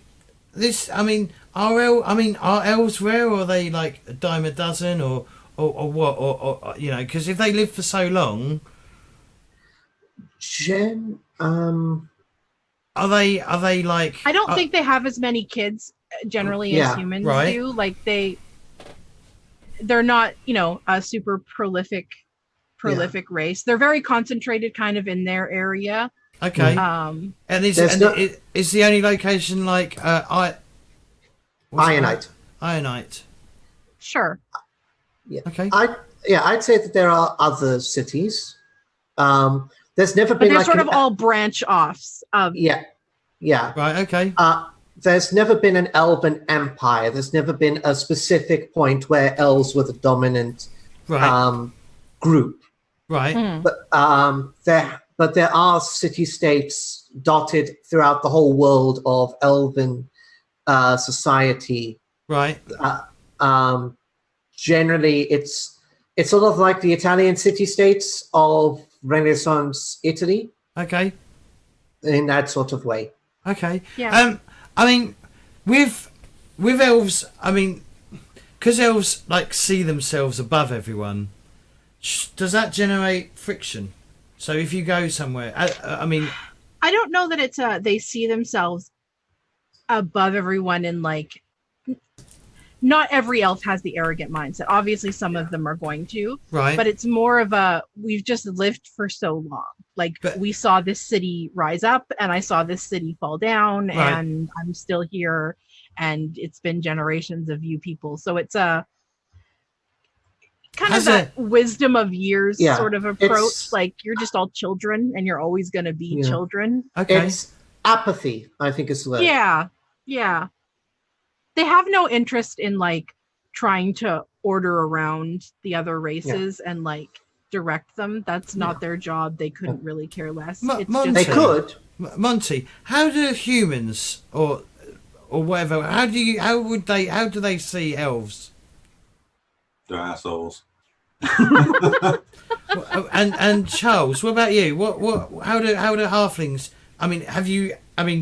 Have you even encountered any? Bug wasn't brought up in Halfling society, so he could tell you how dwarves see elves. How do dwarves see elves?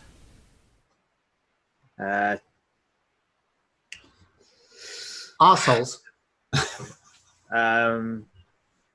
Wobbly and pompous.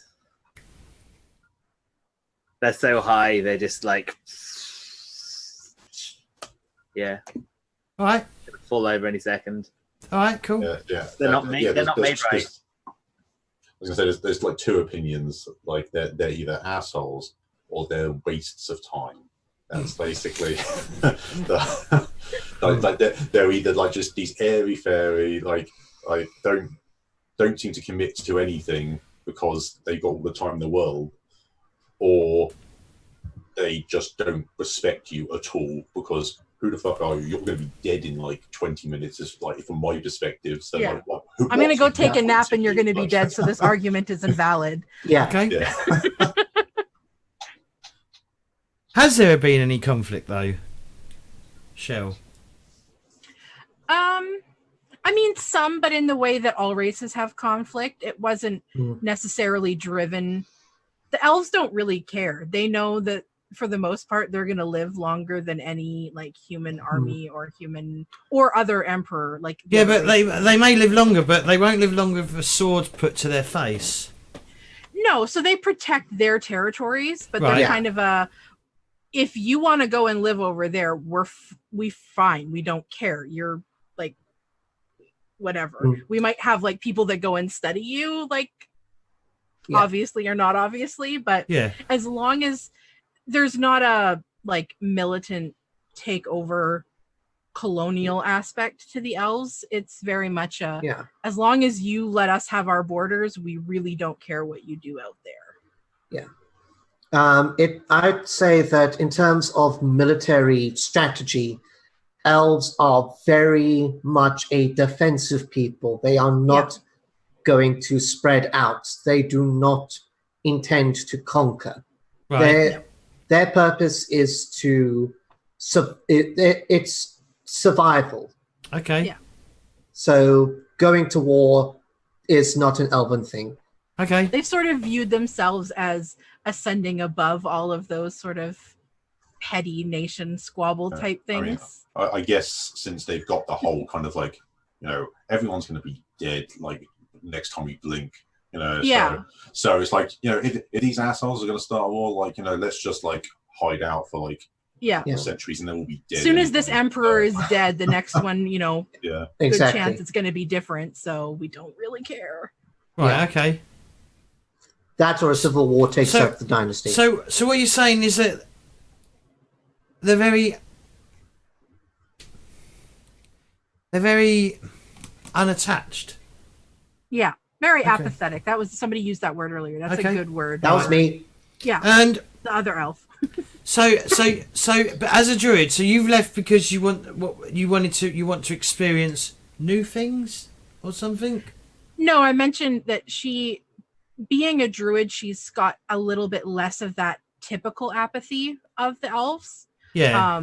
That she feels more tied to earth and cares about the earth a bit more. So she wants to sort of take care of the unnatural things. So if there's, you know, some crazy sorcerer from whatever, you know, nationality, could be an elf, could be whatever, trying to like build even crazy machines and like things like that, she just very wants things to just stay natural and normal and doesn't go in for all of that.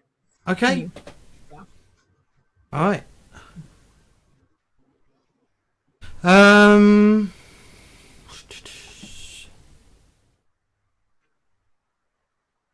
All right. I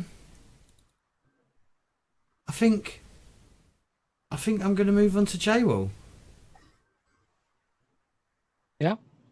Oh my God. Introduce your name. Introduce your cats, please, J-Wall. All right. Do you want me to add some apostrophes?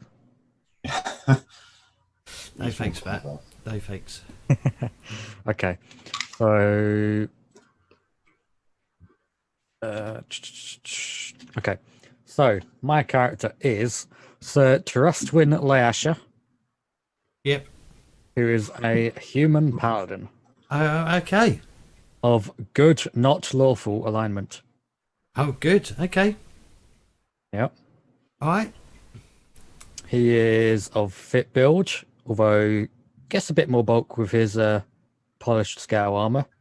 His eyes are hidden by the helmet that he wears at all times, but you can see a very faint, subtle yellow glow. Okay. And his holy symbol is a fancy pendant in the shape of a torch made from quartz. Okay. Okay. Right. Okay. So my first question to you as a paladin is: are you part of an order? Yes. And what's the name of the holy order? The order is called the Quartz Sunrise. The Quartz Sunrise. Okay. And what do they believe in? So Fuck me. they very much want total control. Total control of what? Everything. Full authority. All dominions. They want to just take over. Right. but it was not. That was not known to Terrestrian or most of the knights in their squirage. Is that a word? No. Training? In the training. It would be squire. It's squireship, Squire- I believe. Squireship. Swearing. You're swearing. Yeah, swearing. All right. So effectively, all of them were being indoctrinated. And does Tristram. Tristan, does he believe in this does he believe in it? Is he like He's not officially a part of the order anymore because he was exiled. oh, he was why was he exiled? So some criminals were brought in and he refused to execute them because he found out their only crime was that they were elves. And that doesn't get on well with him. So being an elf is a crime in some places. Yep. Like legally. Yep. Why? They can't join the Well, order. they at least tried to pin other crimes on them because they were elves. It must have been them. All right. You racist bastards. Assholes. Jinx Cameron. I'm fine with them having. I'm fine with them having total control as long as I can do my thing. Fine, don't mind at all. So if he's been exiled because he refused orders, yes? Yeah. So how does he perceive the order? Now, not very good. He had a lot of friends and pretty much from just after he was born, he was conscripted in, like all of the knights of the order. They're taken from surrounding regions. They're told anything they do remember from their previous life, forget it, and Right. you're not allowed to look into it. All right. So if he's exiled, though, if he's now exiled, has he looked into his previous life? He's tried, but he's not come up with anything yet. Okay. He was conscripted in when he was like 2 years old. Does he want to change the order then? He believes that order's probably too far gone in that they've existed for 500 years. This has Right. been the goal. They've been doing it for a long time, and they've done so much harm. They probably just need to be destroyed and a new order built up. All right. So the order needs to be okay.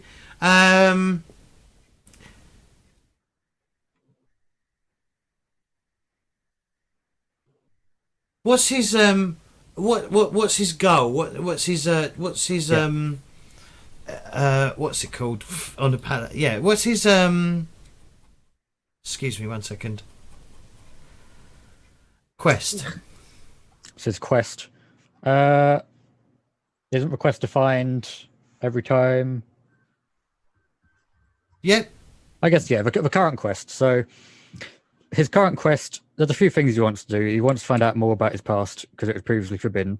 Mm-hmm. He wants to find out what did happen to his mentor, his Right. squad, because she seemed unlike a lot of the others, and she mysteriously went missing a couple of years back. Okay. What was her name? Lady Dara Alashalain. How the fuck do you spell that? Let me paste it into the document for you. Thank you. Yeah. We'll see.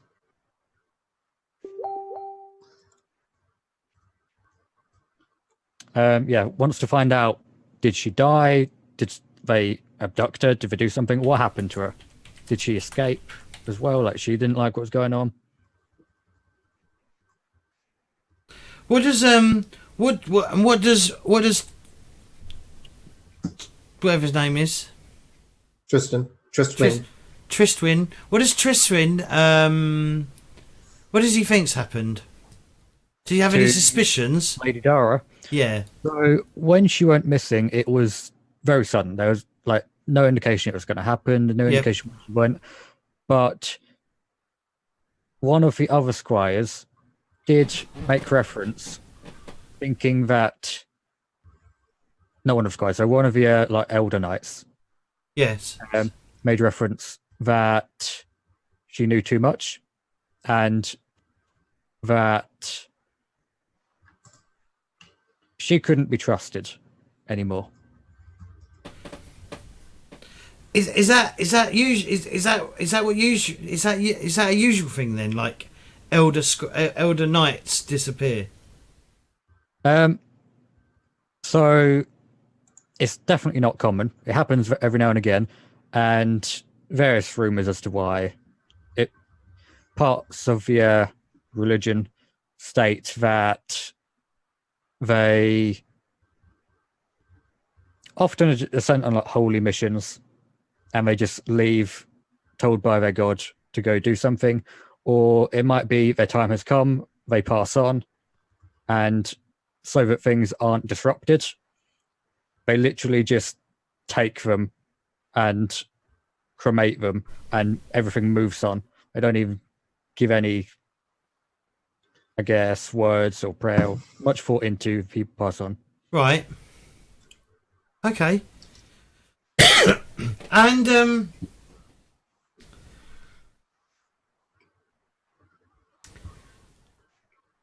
sorry, one sec. And so so you're trying to base what so they must have so they've got, so I assume they've got lots of enemies, maybe? Yeah, so most of the knights within the city of where he was pretty much raised, it's a walled city. It's called the city is called Christwin. Christwind, okay, yep. Spell that. I'll put it in the document. Yeah, the city of Christwin, a part of the Bowery Empire. Right, Bowery Empire, yep. That. Oh, Bowery. Yeah, Bowery. Not Empire. Balamori. No, not Balamori. That's a different empire. No, that is one they hate. You constantly get mixed up with them. Yeah, so he was pretty much stuck in the city for so long. He didn't have much contact with outsiders. None of the younger knights did. The experience he did have were generally positive, but he always sensed something was a bit wrong with things when people came in. They seemed a bit scared, and they were a bit, like, perhaps overly friendly to him. Okay. All the other knights. So he has no experience really of the other regions. He hasn't been to them yet. Okay, right. So so did he have, so you know the saying of the walls pulled over his eyes, did he have the walls pulled over his eyes? Very much. Like everything he knows is what was told to him. When did the walls start lifting? Well, they've not lifted. It's just that he's been exiled. But he refused to kill he refused to kill those two. Yeah. The two things, and that's what he was exiled for. But did things start like? I mean, because that was obviously the thing that caused it. But was there other things that, like, did he start suspecting that? You know, Yeah, when so you know, since his mentor, Lady Dara, got abducted or whatever happened, got abducted or went missing, went on a mission, whatever happened then. Yeah, He felt that she would have actually told him, and at least a few other people, but nothing was heard. So he suspected a couple of years back that things. So what did she tell him? She didn't say anything. She just disappeared. No, but you said she started to tell you things. Did you not? Is that not what you just said? No, he thought she would have, All right. but she just disappeared one night, which he found very suspicious. But he's pretty much told, just ignore it. That's normal. Mm-hmm. And he's noticed more and more since then that things are definitely not right. And since he got ordered to do his first execution, Yes. elves got brought in, and he asked what the crime was, and was literally told they're elves. Get it over Okay. with. Okay. All right. Yeah. Presumably, this order has done good things. I mean, they've been going around for 500 years. Like, the goal is to so control he's- things. Presumably, they control a lot of stuff. And people, Yeah, so The Trustwin's been told that they've done so much, they protect all these other kingdoms and they have all these trade agreements and they're helping people in so many ways. And from what he can tell, they're all bullshit. They're just trying to build this massive army so they can dominate everything. Pushing back anyone they can, just taking everyone they can to join them from a young age. Yeah. They are comprised of a very powerful noble family, Eltrius family. Rule them, I should say. And that's the head family, yeah? Yeah. They've been leading it for 500 years. Okay. ELTRIAS? I will paste it. So close. And I imagine too that like humans living in settlements that are sort of under their control and stuff that sort of keep their head down and don't really care, generally consider they have a fairly fine life. Like, oh yeah, they protect us, and they're like, look at them, they're all big tiny paladins, and like this is good. And if the general prevailing thought among humans, as you guys have decided, is that we're assholes, the elves are assholes, then there's not going to be a like big outcry in general, except for perhaps in pockets that maybe that's not a good enough reason to execute somebody. Yeah. Is it? I mean, I know that you said they've been going on for a while, like 500 years, and they've conquered or taken control of quite a lot. But there must be places that resist. Like human settlements and cities that oppose their dictatorship. To the knights being trained in Trustwin. Like very certain key details are just left out. Oh, okay, all right. That's just the whole plan that they want to dominate everything. Well, and it's not like the knights that are being trained would be the most well-traveled. Mercenary skirmishes with and for them. Well, maybe you've even fought against them as well. Maybe against them. That's what he said. With them. And oh, right, yeah, I didn't hear that. I also like the idea that there's this one city that has constantly rebutted the court's tortures. Probably Iowa, because they don't. I just stated American state there. Ianite. Yeah, Ianite. But I was thinking. That might be why. I mean, is that why elves are hated so much? Because Ianite has like completely resisted their oppression. No, I was thinking maybe that it would from be the humans. But like, if you think about it, they've been around for 500 years. They're barely older than I am. Yeah. So by elven standards, this is not a big thing that's been a big part of elven lives. There are elves older than this order. So yeah, elven society hasn't really had a chance to react exactly or even care, because it's like... Yeah, this order is kind of on the level of a slightly annoying itch. Yeah. It's it's a pimple. Not worth seeing a doctor about yet. But it's a pimple on the left butt cheek to them. Yeah.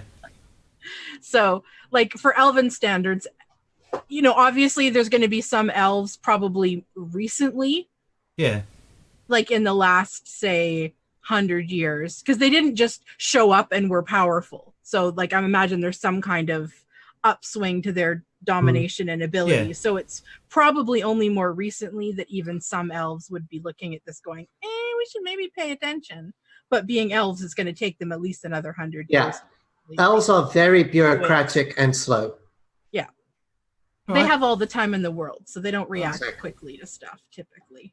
All right, cool. Well, I think that's enough for the questions.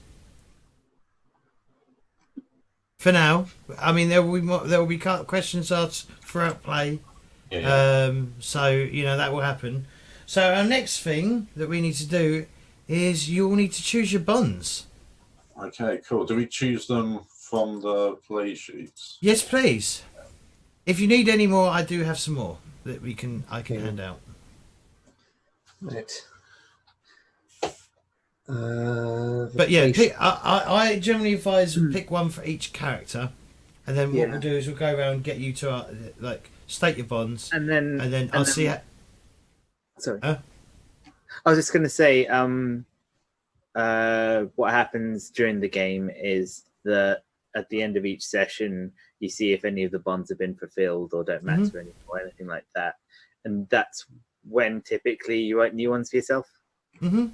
So yeah, so basically the goal of a bond is basically your goal is to move the bond along, to like advance it, and basically make it so that that it becomes a completed bond. And if it becomes completed, no longer matters or whatever, you mark down an XP and then you write a new bond. And it doesn't have to be with the same person; it could be with someone else. But why I suggest one for each character is so that just so that everyone's sort of tied together. Is this in Dungeon World play sheets? Yeah, on the play sheets, like on the Bard, for example, you've got bonds. Yeah, I've got Mine are up bonds beside under the one. ability scores, if that helps you find them. Who wants to have? Who has to have something that I've stolen from? Oh, obviously, Just all you need to do, write it down, write who you think it is, and then once you just write doesn't matter what. Yeah. No, and then we'll talk between you two, and then we will establish what it is. I'll put them here. Okay. Let me get the PDF file. Scoot it over here. There we go. Great.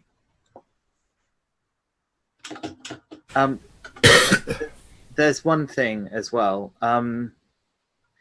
So I've been looking into what the internet thinks because it's really weird.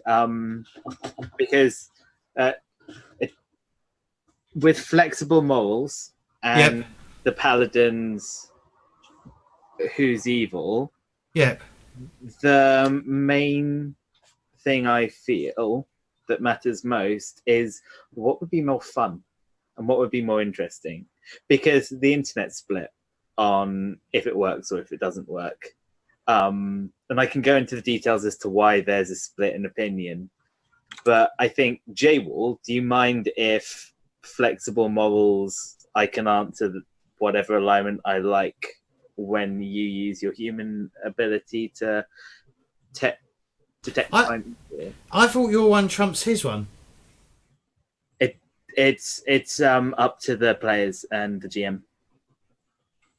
Oh. There isn't a Q&A on it. My assumption would be that yours would trump his. You'll be able to tell him what you want. But the thing is, it's only the players that ever ask. All right. Really, it's a player move. It's a player-led move.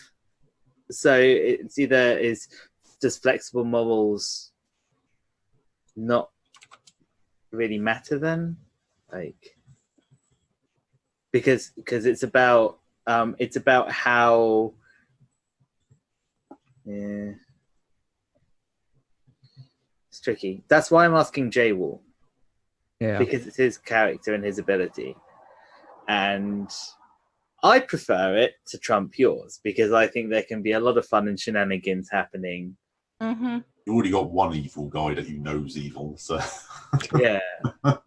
Right. But So if you want to know that I'm evil and you can have more fun if you'll have more fun knowing that I'm evil, then I'm okay with that. So my character, his lowest stat is intelligence.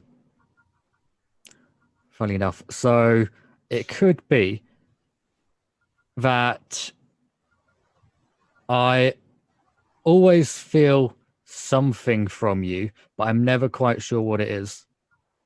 You go, what's evil? And then you go, I mean, that doesn't quite line up with what his actions, but I'm sure he must have his reasons. I don't get it.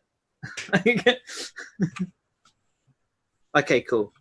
Or it could be like if it says like, it says if when you someone say tries what your to alignment detect your is. alignment, you can tell them any alignment you like.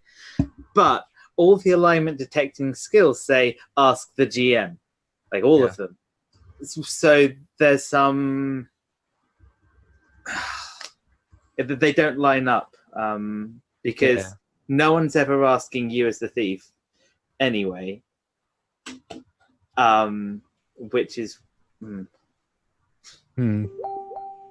Yeah, I mean, like, I could ask you your alignment, and you could tell me a different result every time. And because my intelligence is low, I'd be like, okay. Oh, I'm always going to say I'm neutral. But you might say you're good one day and be like, but I thought, I must have been wrong. Okay. If you're happy with that, then that's cool. Yeah. But mostly asking you because it's your character. Yeah. My character is charismatic. He's strong, surprisingly wise, but lacking in intelligence. And I guess his evil detection skills there are a bit off. Cool. Because you asked what here is evil, don't you? Yeah. All right, cool. So I'll be going dark liquid. Monty. So have you all picked bonds? Yep. How many should we pick? Like 4. One each. I'd say one for each player. Cool. Has everyone got 4? Because I know some of them don't have 4. Some have 3. Yeah, I mean, I've got 4. One of them doesn't really feel like it's something my character would do. But Oh, what's that then? What is it? Yeah, to protect. Nope. No, you guys can all die in a fight. It's that. I don't think I've sworn to protect anyone particularly, unless somebody's got a good reason for it. What if somebody promised to pay you? Well, no. yeah, What if someone has information? Ooh. And you've sworn to protect them for a period of time, and then they'll give you the information. Because that makes sense. What you're I've got some alternative bonds as well if you want. No, I'm good. I'm good with Okay. effectively having sworn to protect someone for payment. Yeah. That's, There's a bond that I have that doesn't make a lot of sense for any of the characters. So Okay. What's the bond? So and so smells more like prey than a hunter. And I thought it would be interesting to have my character have that view of bug. Right. Because it could be an interesting dynamic, but I'm not sure how that would play out or how the bonds exactly work. So So see how that happens. Like yeah, so if like that's fun. the only one that I was kind of like, it could be some interesting dynamic there because like she's so old and he's so tiny and young and she's just like, he thinks he's such a big bad hunter, but he's so cute. Monty. Yeah. Bug would have if you were threatening Bug and he caught wind of the fact that you're after people, he'd have definitely made that deal with you. Yeah, that makes sense to me. Yeah. I mean, he doesn't have that information. Yeah. But now definitely you can steal it from somewhere. is the bond something that is going to happen or has already happened? That's kind of part of the. It hasn't been resolved yet. Yeah, it hasn't been resolved. So One so of for mine example, is I have shown so and so a secret right of the land. yeah. So I wouldn't have done that already, or I. Yeah, so you've shown him. So you've shown him a secret, but do they understand it's a secret? That would be and that's what the. So when you go such and such, I've shown such and such a secret of the land. I will go. All right. What did you show them? And then I'll probably go to the player themselves, or I might even ask the player themselves. What did she show you, and did you understand it?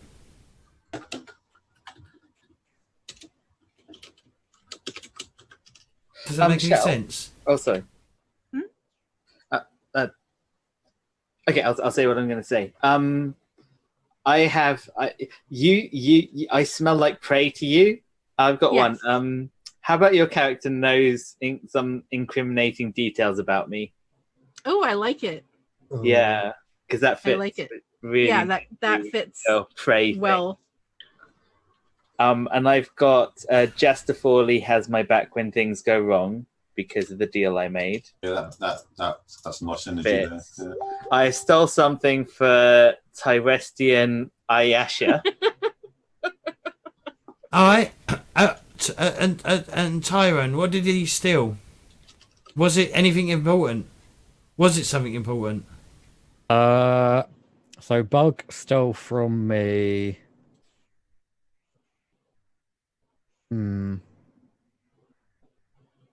Bug stole from me.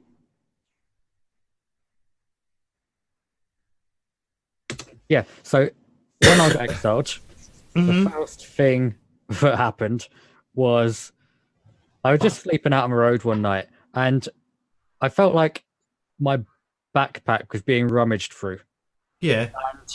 And I was like, just imagining it or something. And then shaking got more and more. And I woke up and saw Bug standing over me, holding all my rations, and he just ran. And now we're working together. But yeah. So you know he's okay. So They were starving. I had to do something. I understood that he was just a poor, starving lad, you know. Right. He's a little kid to me. Yeah. My family were I don't dying. know what Halfling is. I didn't get there in time. They're dead. But I thought I could save them. My family, the Brightbeards, are dying. It was me, but... I'm really sorry. All right, cool. What were your other bonds, Charles?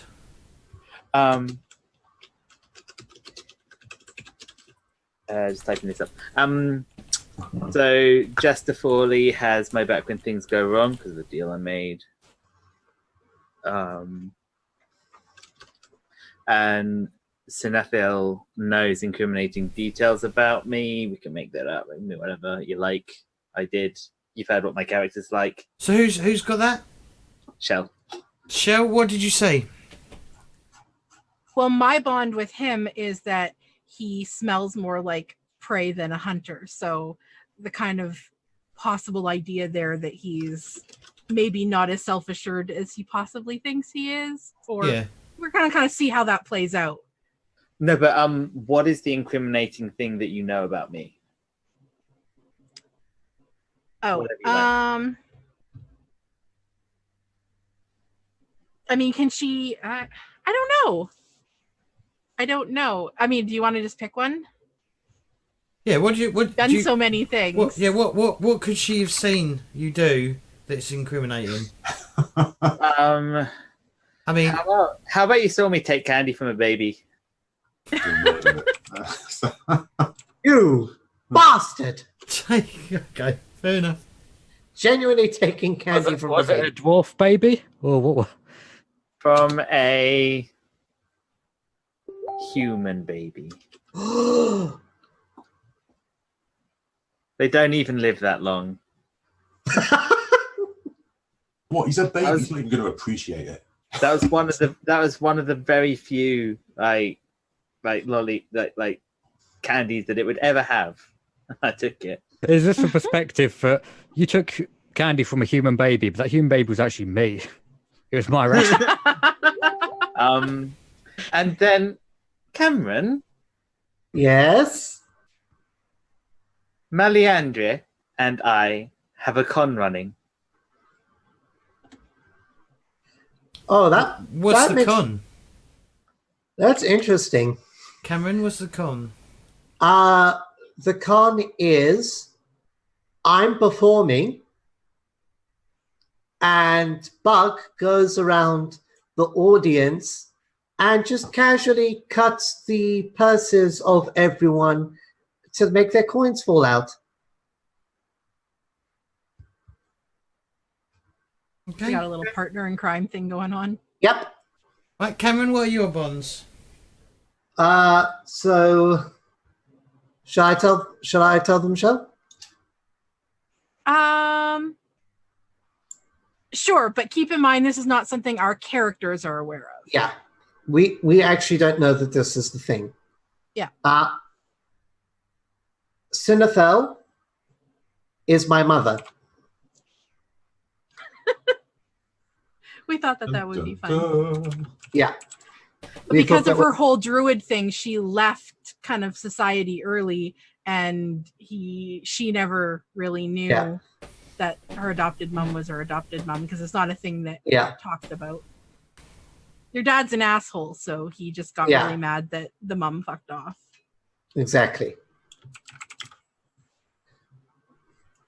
I Are you might, okay with- I might have to come back to that during the week. All right, I'll have to look up because I'll have to I need to. I'll have to figure out how that would work. Cool. We've been kind of talking, and we have some ideas of a bit how that would work. Okay, And we've thought of some stuff. You'll have to bring me into this and let me know. Yeah, We will, I've got don't some worry. ideas as well. Right. Yeah. What about your other bonds? Okay.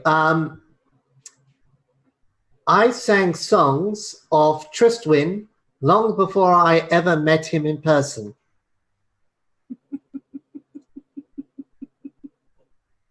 You have a fan. The idea being that there is a song about Tristwin Mhm. not executing the elves, which Yeah. has made him very popular in the elven communities.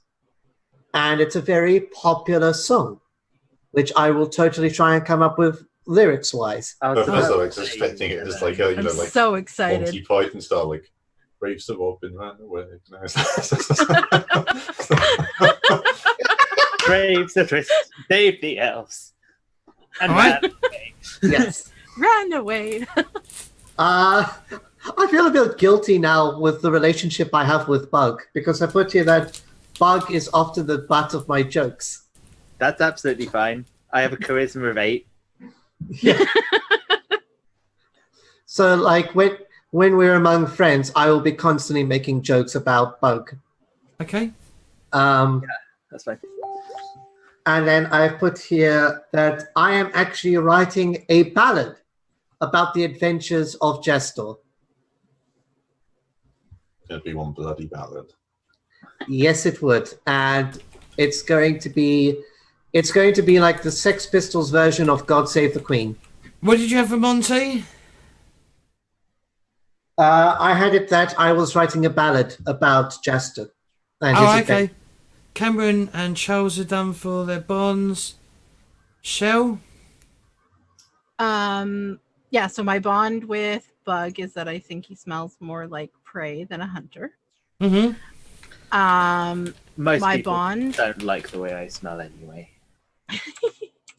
My bond with Jastor is the spirit spoke to me of a great danger that follows Jastor. Oh, really? I figured that worked very well with your character, and Nice. that's something that could work in. Actually, this works kind of well with Cameron's bond with Tristwin. I have shown Tristwin a secret right of the land.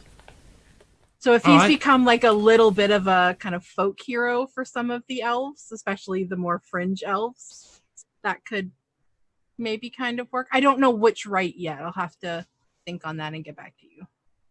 All right. And then this was a weird one, but it kind of works in for Cameron and I. Melliandre has tasted my blood and I theirs. We are bound by it. Right. So we had this idea that basically because elves live a really long time and sometimes family can get separated, there's a whole rite that elves do. And like, Yeah. you can tell by the taste of one of their, like, taste What? of the blood if they're related or not. Like, Yeah. it's a whole secrety elven thing that they do. Yeah. And that's how we'll eventually find out that we are actually related, because we won't know when we first meet. Yeah. Well, the game assumes you've already met. The game starts with you. You've already met. We're already in. But we in won't. The middle. We won't know that we're related. Is what the thing is. Okay. We'll meet and we'll know that we're both elves from the same city, but we won't. But Elves you've I already may tasted. know. But you've already tasted that. You have already tasted their blood. Oh, that's why I was asking about the bonds, if they've happened or not happened.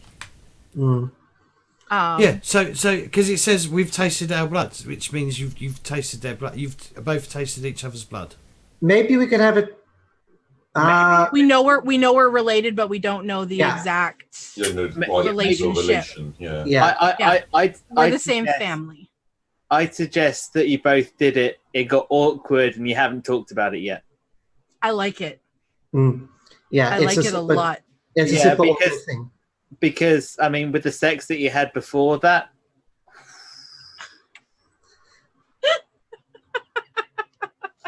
like, Oh man, that would be so fucking funny. But I don't think we can do that.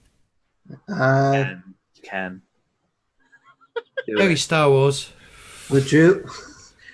It's Game of Would you- Thrones. And is that your? Just keep is- going. Roll- It was a Is really that- awkward threesome with the paladin, and we just nobody talks about it.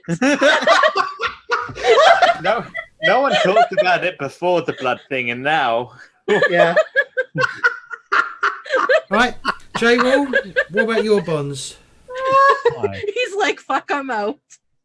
Apparently, I had a threesome with, Okay. The mother and daughter. Cool. first night out of the fucking city. It's like, you know what? What have we got to lose? You're a folk Sorry. hero. We just want to say thank you. So a fuck hero, I guess. Oh, that's a pun. I am keeping that. I am keeping that. So my bonds. Bugs' misguided behavior endangers their very soul. It does. It really does. It probably does. Yeah. It endangers a lot of other people's souls as well, apparently. Yeah. No, I don't corrupt them before I kill them. Just send their souls somewhere else. I don't corrupt them before I kill them. They're fine. You corrupt them Okay. after you kill them. They go, yeah. Their soul's already gone. I don't know about your past, but from what I've seen, I'm a bit suspect. But Neutral. I let you have my rations. From Slash my candy. My family that I didn't get to save. I was too Okay. late. You took the rations, you didn't make it back in time, you just had to have the rations yourself. I gave them to some beggars I passed. Some beggars or some buggers. Well, All right. Wow. All right. I got a Alright. pretty coin for it, but There's a pun on his name. My bond with Melliandre is that Melliandre has stood by me in battle and can be trusted completely. Ooh. Bed battle. Can she be trusted? on. What I call a battle or a beddle is a Hey! well, Sinethel got a bit animalistic, and you had to be protected. Cameron? Can when she Macarius be? came out. Can she be trusted? Absolutely. Okay. I respect the beliefs of Jastor, but hope they will someday see the true way. Oh, that's never gonna happen. Probably not. My beliefs are, I haven't asked yet to find out that Jastor's evil, so. yeah. And Sinethel is a brave soul, and I have much to learn from them. Which ties in with the secret, and also, Oh, yeah. She's been around a few times. She could teach you a couple moves. Yeah, she's been around the block a bit. teach you about tasting blood, Num num num. The cock-a-doodle-doo. And last but not least, Monty. Right, so set your innuendo meters to max. The first bond is Twistwin is soft, but I will make them hard like me.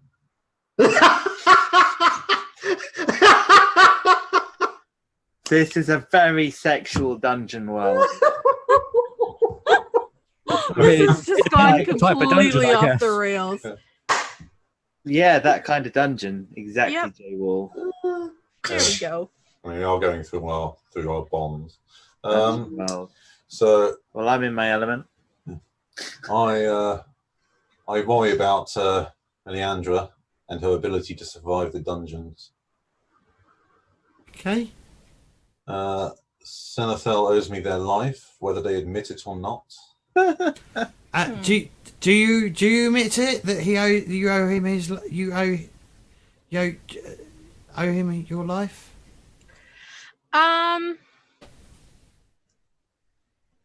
No.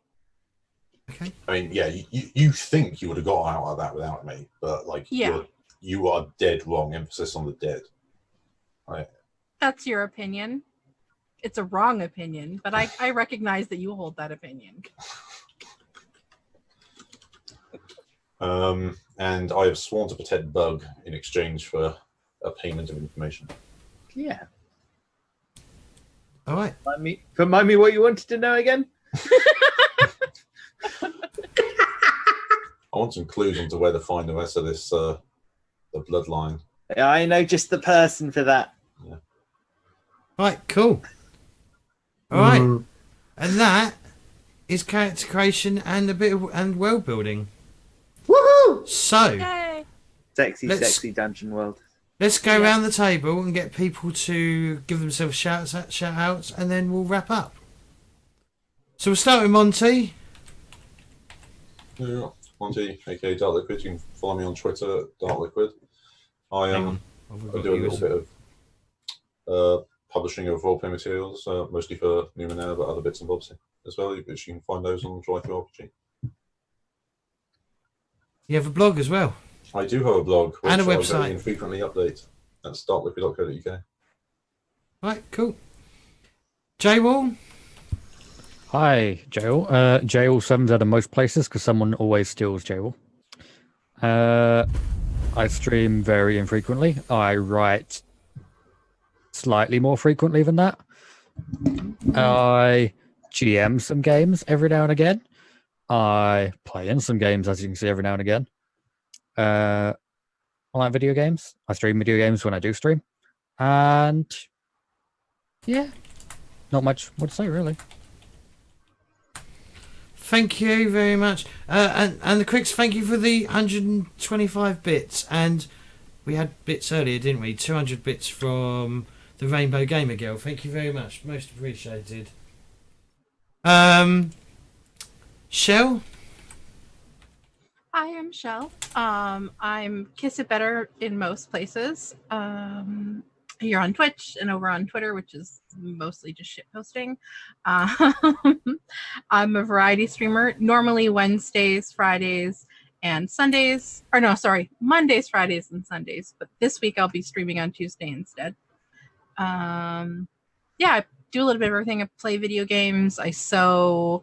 I do Twitch Sings. In a couple months, I'll be doing some quarterstaff stuff where I won't be lighting it on fire because I'm not allowed. Yeah, I've been playing tabletop since I was fairly young. And I'm looking forward to playing in this world. Slick the Clown, thank you for the follow. Most appreciated. Charles? Hi, I'm Charles. I'm mostly about role-playing stuff. And if you want to see me play Bug this time next week, yeah, that's it. I'm looking forward to how much of a fuck up it's going to be. Clusterfuck. Apparently, emphasis on the fuck. Yeah. And Cameron? Hi, yes, I'm Cameron. You can find me here Mondays playing Melliandre, and eventually I will decide on how to pronounce that name. Melliandre, that's the right way to pronounce it.